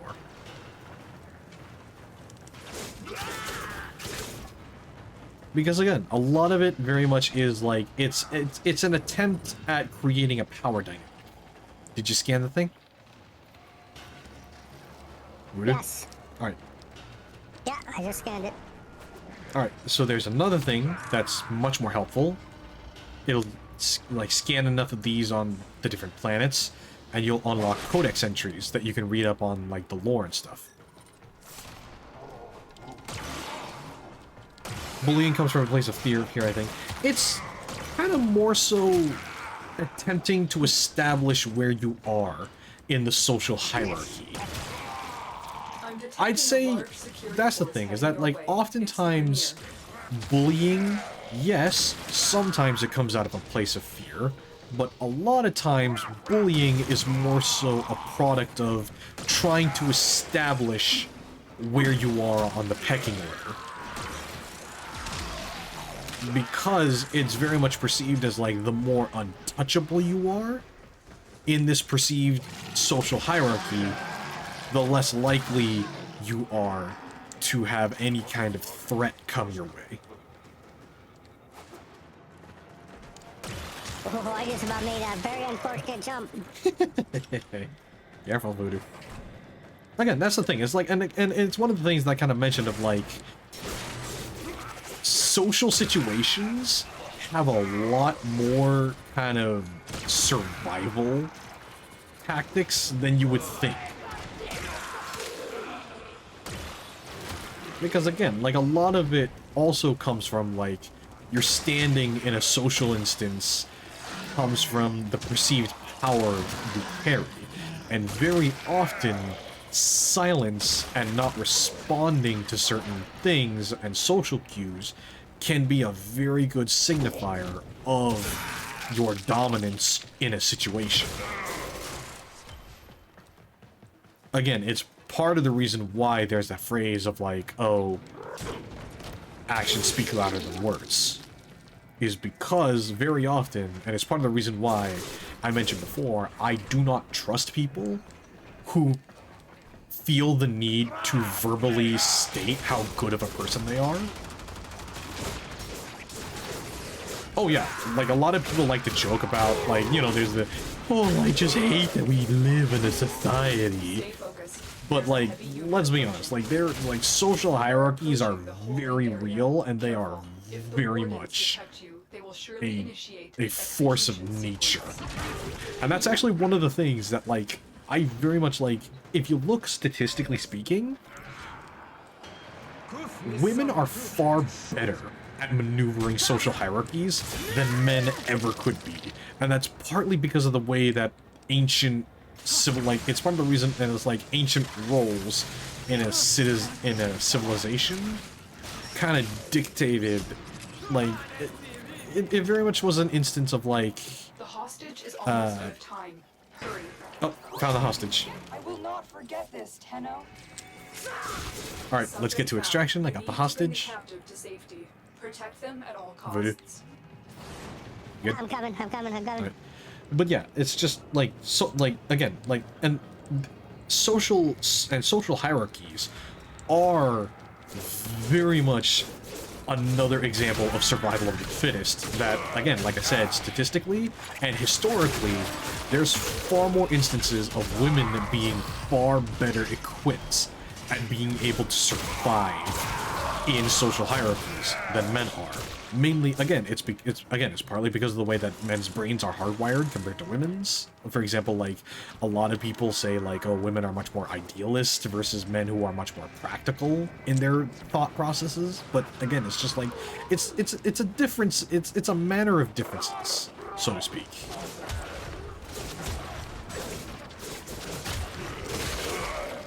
And I would very much attribute it to being an evolutionary feature. Because, you know, there's that old saying of, like, oh, men build the house, but women make the home. Stay focused. There's a heavy unit approaching. I climb the hierarchy because I'm just like that. Slay Queen! Slay Queen!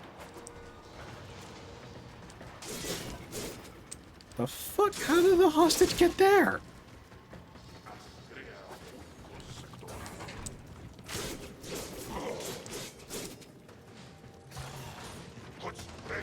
But again, and historically speaking, some of the most successful women in all of history were women who, they didn't demonstrate strength the way that men did.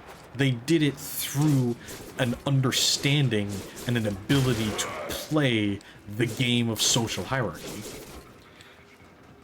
Hear me out. Call of Duty lobby tier list from racist to kindest lobby. Okay, here we go. 3 minutes. Slay and judging 82 lobby interactions. Okay, y'all. I think we are very productive today. All of them are in racist tier. Why does that make me think of the joke of fucking Hunt, the show, like the Hunt Showdown game of, like, oh, what your character main says about you, racist, racist, racist. I just fucking hate you.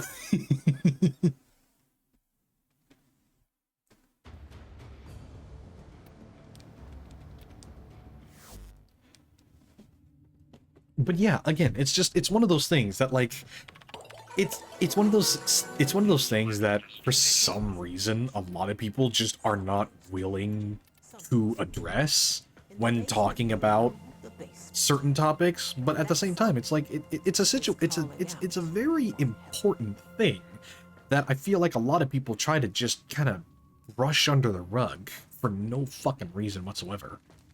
And it's part of the thing that really does kind of piss me off about a lot of movies these days, where they try to make women big and strong and tough like the guys, when it's just like, no, there are different kinds of strength. Like, there are different kinds of strength that you can show in media. I was watching this show called Lord of the Rings. It's great. I hate Amazon show. Oh, are you talking about the Rings of Power? Are you talking about Rings of Power and how they royally fucked up Tolkien's work? Yeah, rings. Yeah, I think you're talking. What I hate is the fact that none of the female characters are given a reason to be that powerful. They are just powerful because they are women. Yeah, no. Again, it's because for some reason, in their attempts to empower women in media, they just started treating women like lesser men. And for some reason, they decided, oh, hey, to show off how strong this female character is, we're just gonna have them act like a man. And it led to the greatest contradiction of like, okay, well, all of these toxic traits in men is toxic masculinity, but then the same traits in women is like girl boss, strong, empowered woman. Which, poor guy, that show sucked. I would like Amazon to send an apology to the entire world due to the earthquake caused by Tolkien rolling in his grave. Yeah. I agree. Here's the thing. Not only did it have those problems, but Rings of Power, let's say, like, Rings of Power was only legally allowed to use, like, a tenth of the book that they were trying to adapt. Imagine trying to adapt Harry Potter into a show, but you're only legally allowed to adapt, like, 10 pages out of each book. Like, there's a reason why Gandalf didn't show up in Rings of Power, because they were not legally allowed to call him Gandalf. There's a reason why they had to use the Harfoots, because they were not legally allowed to talk about, like, they were not legally allowed to mention hobbits in Rings of Power. This is the wizard Schmandorf. Yeah, again, that's not the exact percentage of what they were allowed to adapt in the book that they were trying to adapt, but that's like the best example of how I can explain why the show was gonna suck in the first place. Oh, I agree. Because legally they were only allowed to use like 10 to 20% of the book they were trying to adapt. But the problem is, for some reason, they tried to compensate for this by inserting a bunch of identity politics.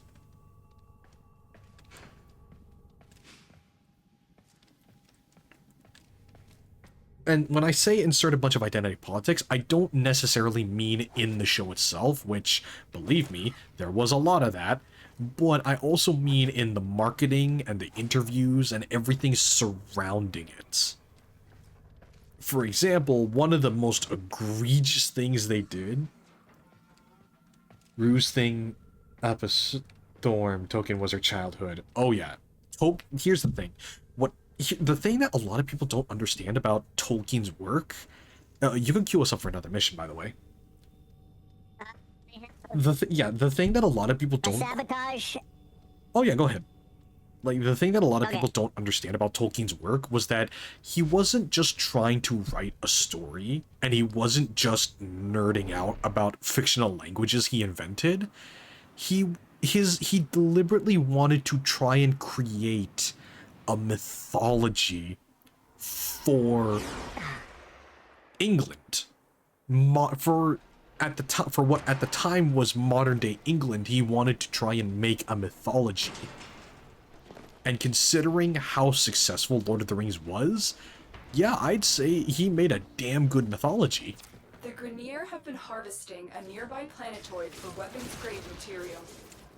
Locate and destroy their mining equipment. See, I think they missed out on a perfect opportunity to make the elves furries. Don't you fucking start. But that actually reminds me of what I was about to say, was the fact that, like, the most egregious thing that they did, because of fucking course they did, they decided that they wanted to include a scene where an orc feels bad for what they're about to do, and then you see him holding his wife and child, which is like, no, orcs don't have wife and children. Like, they don't have wives and children. And it's one of the things that I absolutely despise in a lot of media these days, is this seeming obsession with trying to identify with evil. And, like, for some reason, it's bad to want to hunt and kill demons. For some reason, we have to portray demons as, oh, they're just like us, which is like, fucking no! They're just misunderstood. And it's like, that's exactly what the demons want you to think right before they fucking rip out your spines and wear your skin like a condom.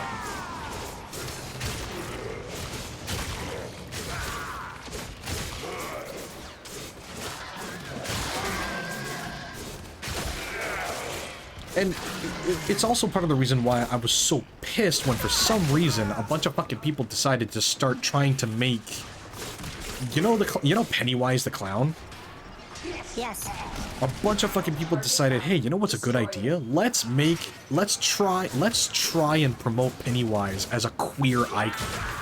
Which is like, why? Well, you know what? To Pennywise's credit, you know, he'll kill anybody regardless of... Yeah, but you want to know what really made me laugh? Was in It Part 2, Pennywise used someone's innate fear against them, and it resulted in the gay character in the movie having their fear of being both outed and shamed for their homosexuality. Like, Pennywise exploited that fear, which, wait a minute. That's what he does. Yeah, which is like, we spent all this time trying to market Pennywise as a queer icon. So now that he's acting like a homophobe, what do? You are surrounded by Grenier Marines. Not to mention the fact that, like, it's just like with the fucking Devil May Cry Netflix series. For some fucking reason, the genius in charge of that series decided that they wanted to make hell and the demons in hell in the Devil May Cry Netflix series an allegory for the Middle East. And the humans were America coming in to blow everything up with their bombs. And there's demonic refugees. And it's like, what the fuck?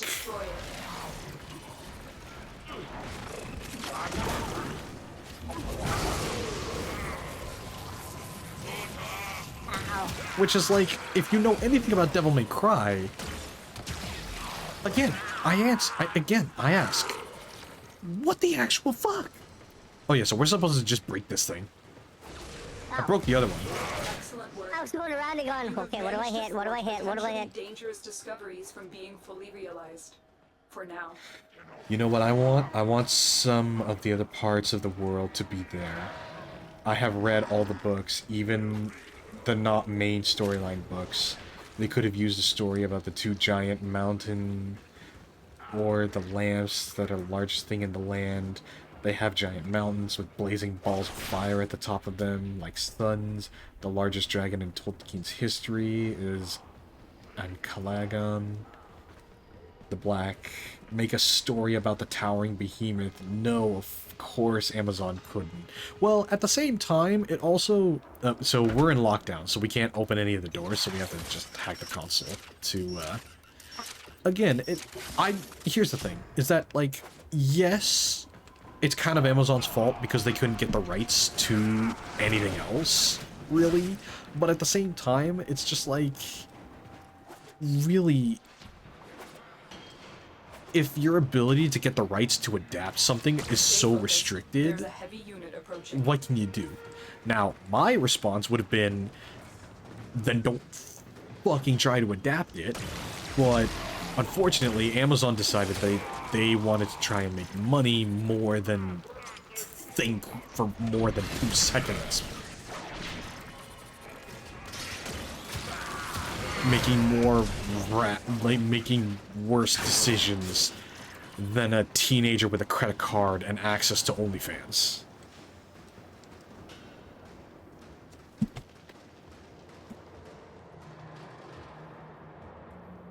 You good there, Voodoo? I mean, now I'm in a good spot. No. Just Maybe. don't even try to jump on those. Just jump over it. You can make it. Just jump over the whole thing. There, see? Bullet jump. Mission complete. Excellent work, Tenno. Now, one thing I was gonna say is if someone wanted to make a show about demon refugees or something like that, I might give it a shot because that's what the show is. Yeah, exactly. But that's one of the things that I just don't understand. Like, taking... But don't change another show to make it... No, they do it because of the IP because they do it because it's a recognizable IP that has an inherent ingrained audience. That's guaranteed. Yeah. Demons are evil, though. Yes, demons are evil, but... Voodoo sounds like he inhaled an entire balloon's worth of helium in a good way. Yeah, Voodoo made some really good improvements with his voice changer.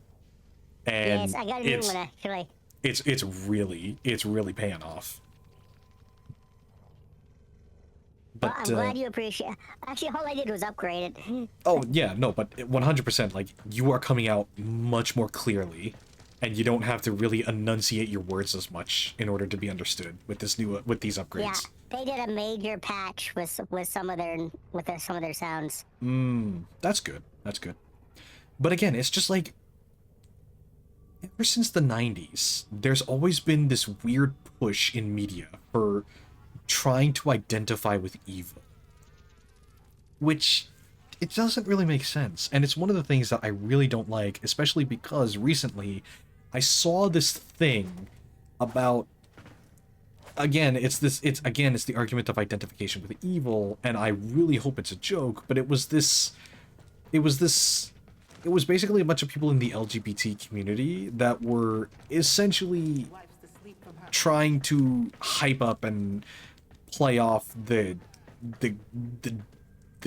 chaos, the gods of chaos from Warhammer 40k as benevolent beings, which is like, fucking no, they are not.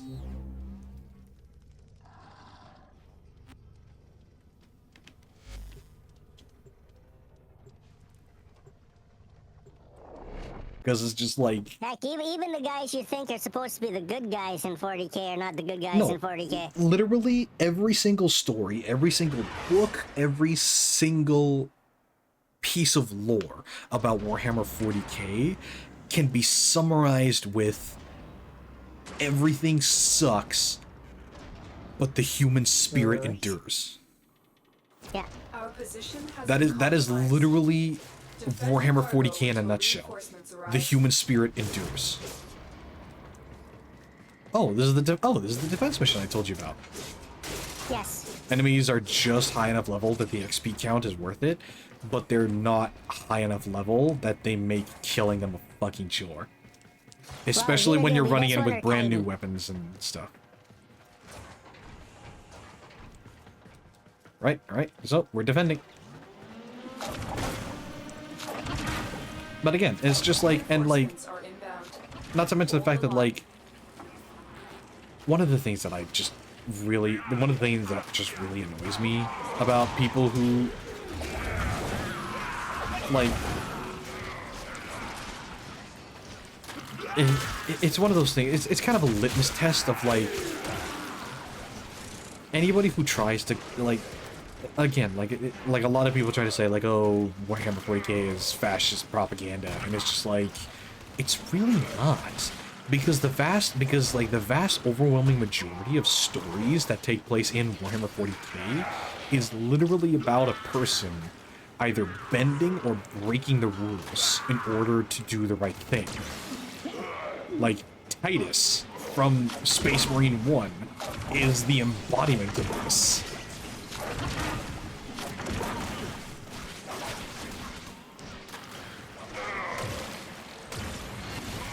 And hell, even Space Marine 2, Titus embodies this.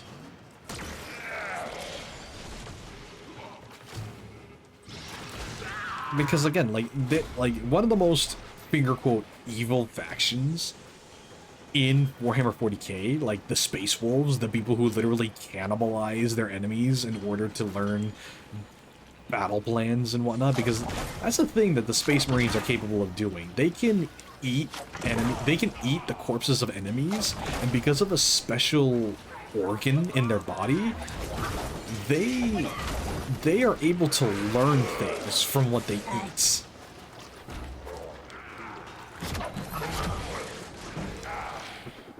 People saying all jocks are evil is a horrible idea. That's saying decently fit people who are good at their passion makes you evil, and you have to be the weak guy who has acne and who is only smart and not good either. Nerds are fine, but not saying nerds are bad, because 101% of the furry fandom are nerds, and I'm a nerd.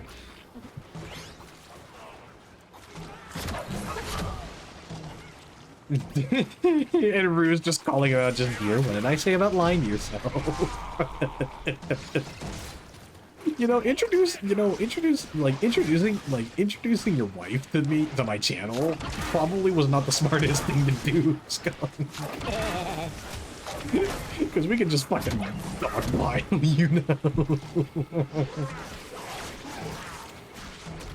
I foresee much trauma in his future. Oh, it's gonna get even worse when his kids start fucking bullying him.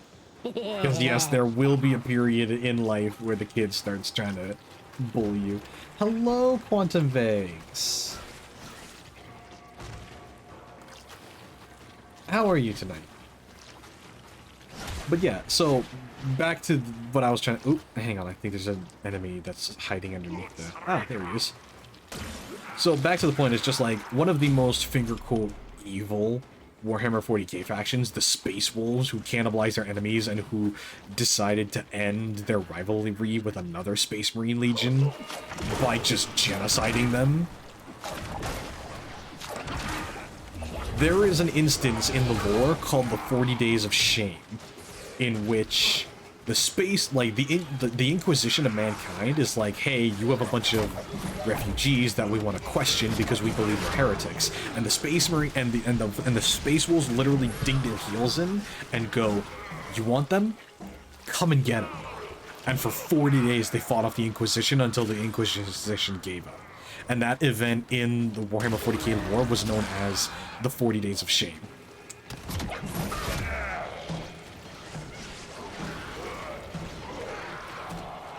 But if a Latvian gets angry, they can be pretty scary. No, you can't, Pepe.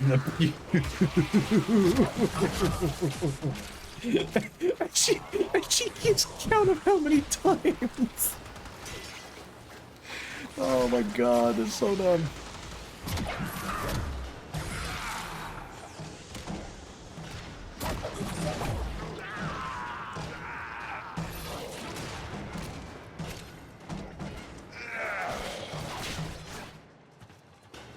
But yeah, that's honestly the thing that I just don't understand about a lot of media in recent years, is the seeming obsession with trying to erase the... Okay, so with defense and survival missions, we can go as long as we think we're capable of. So do you want to stay in this mission, or do you want to go? I'm fine if you want to keep going. Okay. Continue to defend. Gotta keep him in check, gotta keep him in line. I'll give him some time before I drop some shit on him again. She's gonna let him cook. She's gonna let him cook and then slap the plate out of his hand and say it's fucking burnt.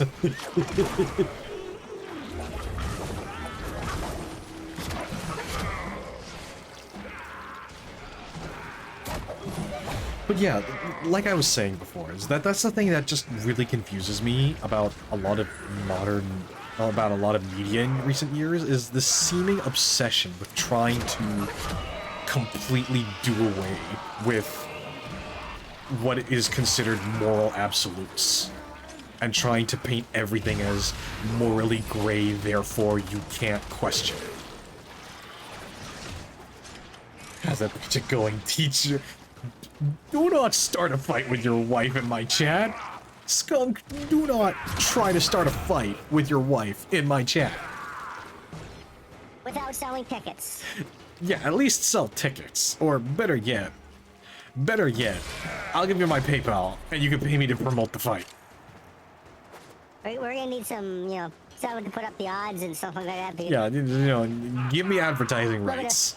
Give me advertising rights, and I will have a little bit league. of gambling going on. I never put that spatula back. Uh-oh.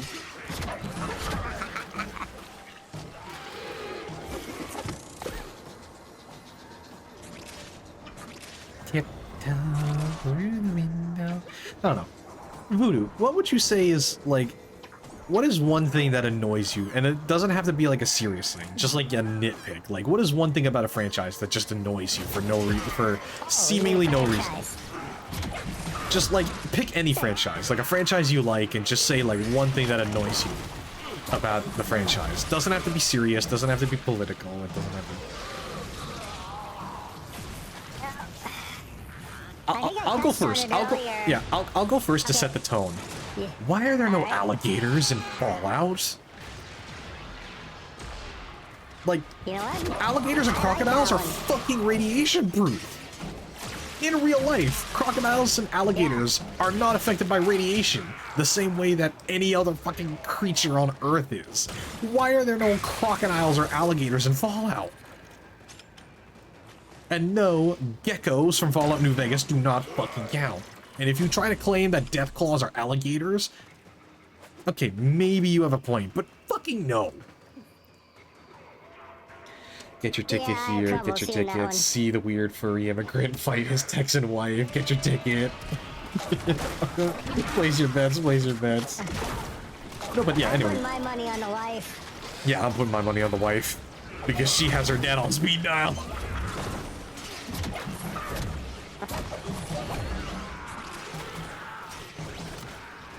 Anyway, Voodoo, what is your nitpick? What is your one thing that you hate about a particular franchise or thing? In general, it really bugs me when a franchise has a clear source, but they decide to totally destroy it. Yeah, that's a big one. So, what are we talking, like Netflix The Witcher, or just like a little nitpick like How to Train Your Dragon? Because like How to Train Your Dragon, the movies are nothing like the books, but that's actually a good thing. Yeah.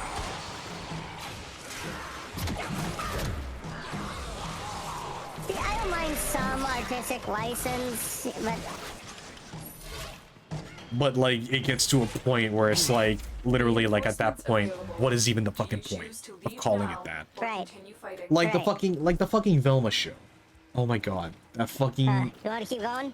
Nah, we can go. Okay. Don't get me started on Velma. I was quite happy when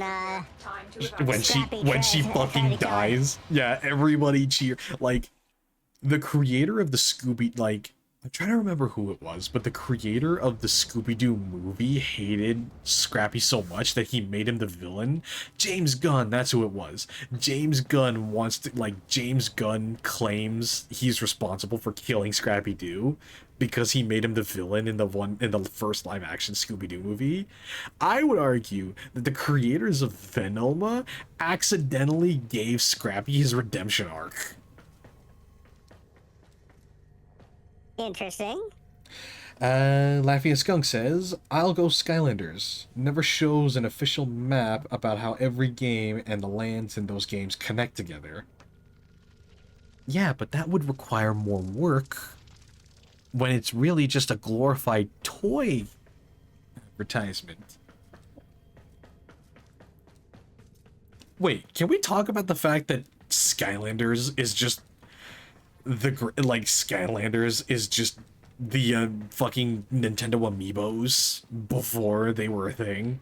Like, Skylanders was the pioneer of the fucking Amiibos.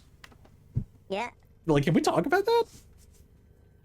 I'm okay with talking about that. I will say though, there is one version of that kind of playstyle that was really fucking good and was really underrated. Do you remember Disney Infinity? Yes.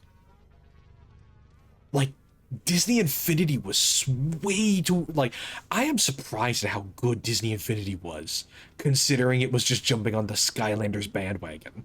When in Cetus, do not drink the kombucha. Do you want to do Titan or Cathus? I was actually thinking about ending stream here. We're past the 4-hour mark, and I actually... flies when you're having fun. Oh yeah, but I actually really need to edit a short for tomorrow. But they haven't fucking made a good game after Trap Team, and it was... And that it ended the series with the second worst game in the franchise. Skylanders came before Amiibos, and Disney Infinity was okay. Lego Dimensions was shit. Yeah, Lego Dimensions was terrible.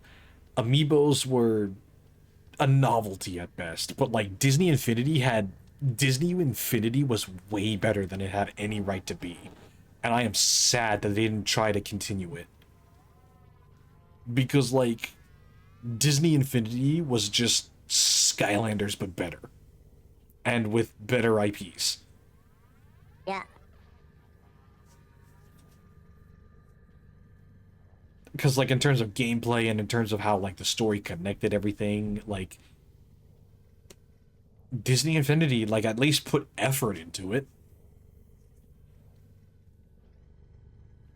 But yeah, like, my gripe is, like, why are there no alligators in Fallout? Toys for Bob and their Skylanders team could give us the official map after the shit that was Imaginators, aka the worst game. Oh yeah, like if I recall, I remember there was the one version of Skylanders where it was like you could take the upper half of a guy and combine it with the lower half of another guy, and supposedly that resulted in a brand new character that you could play as with combined powers. I remember that idea being really cool, but it was not executed well. I'm trying to remember which version of Skylanders it was. Like, to be honest, I have not played any of the Skylanders games, and I'm just going off of what I remember from, like, seeing marketing and, like, YouTube videos that cover the history of Skylanders.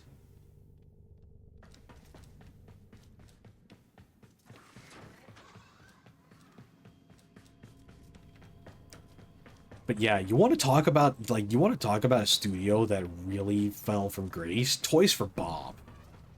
That game studio really, like, they came out strong with fucking Spyro and... Fuck, I feel bad now, because the only fucking game I can remember them making was fucking Spyro. I think Skylanders was better than Disney Infinity, but different opinions is important. I respect your opinion. My wife said Lego Dimensions was the best, so her opinion is wrong.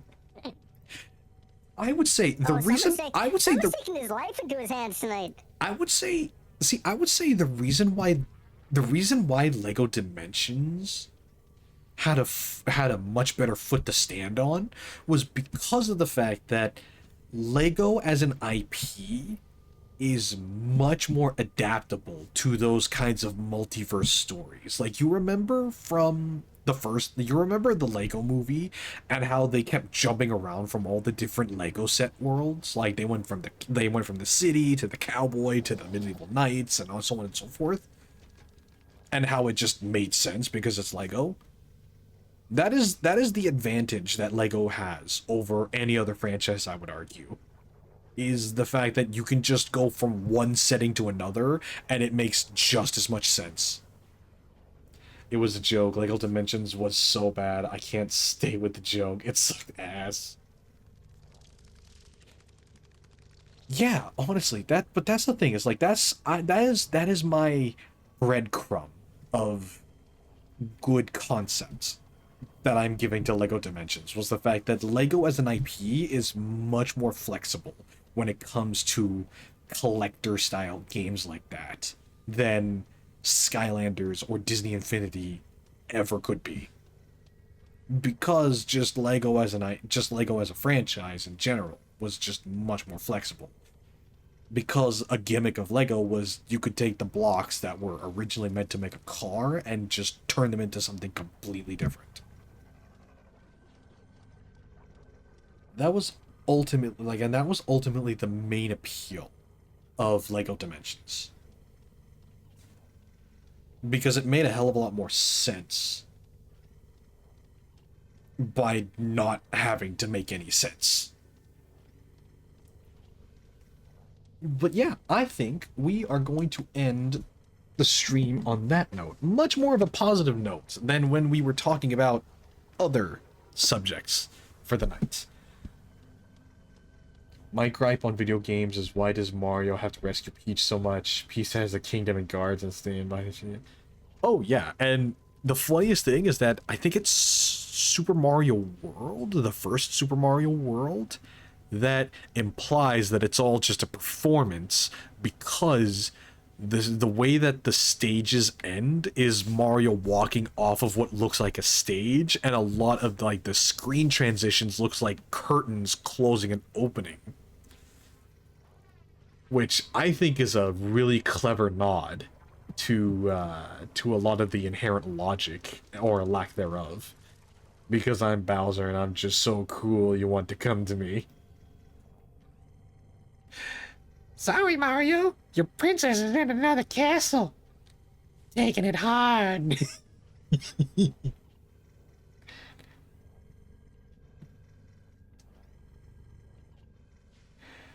That's when you know you downloaded the wrong Mario Brothers. I would say that's the best Mario. Hey, Stinky, stop lying. You are a skunk, not a lion. Wait, no. Bowser's a giant turtle. Bowser's a giant turtle dragon. What are you talking about?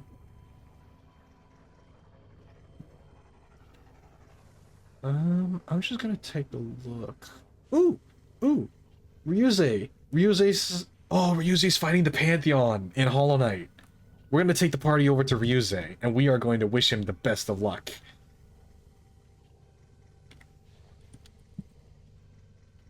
So, having that said, thank you, everybody, so much for joining me on this adventure. We are going to go take the party over to Ryuze, and we're going to wish him the best of luck dealing with Hollow Knight's Pantheon. Having that said, thank you, everybody, so much for watching. VOD's going to end up on the YouTube channel, as always, and I hope to see you guys next stream on Friday. Not sure what I'm going to stream. I think I might do Marvel Rivals because Gambit's getting released that day. But have a nice night, everybody. Yeah, have a nice night. So, let's get going. Woo!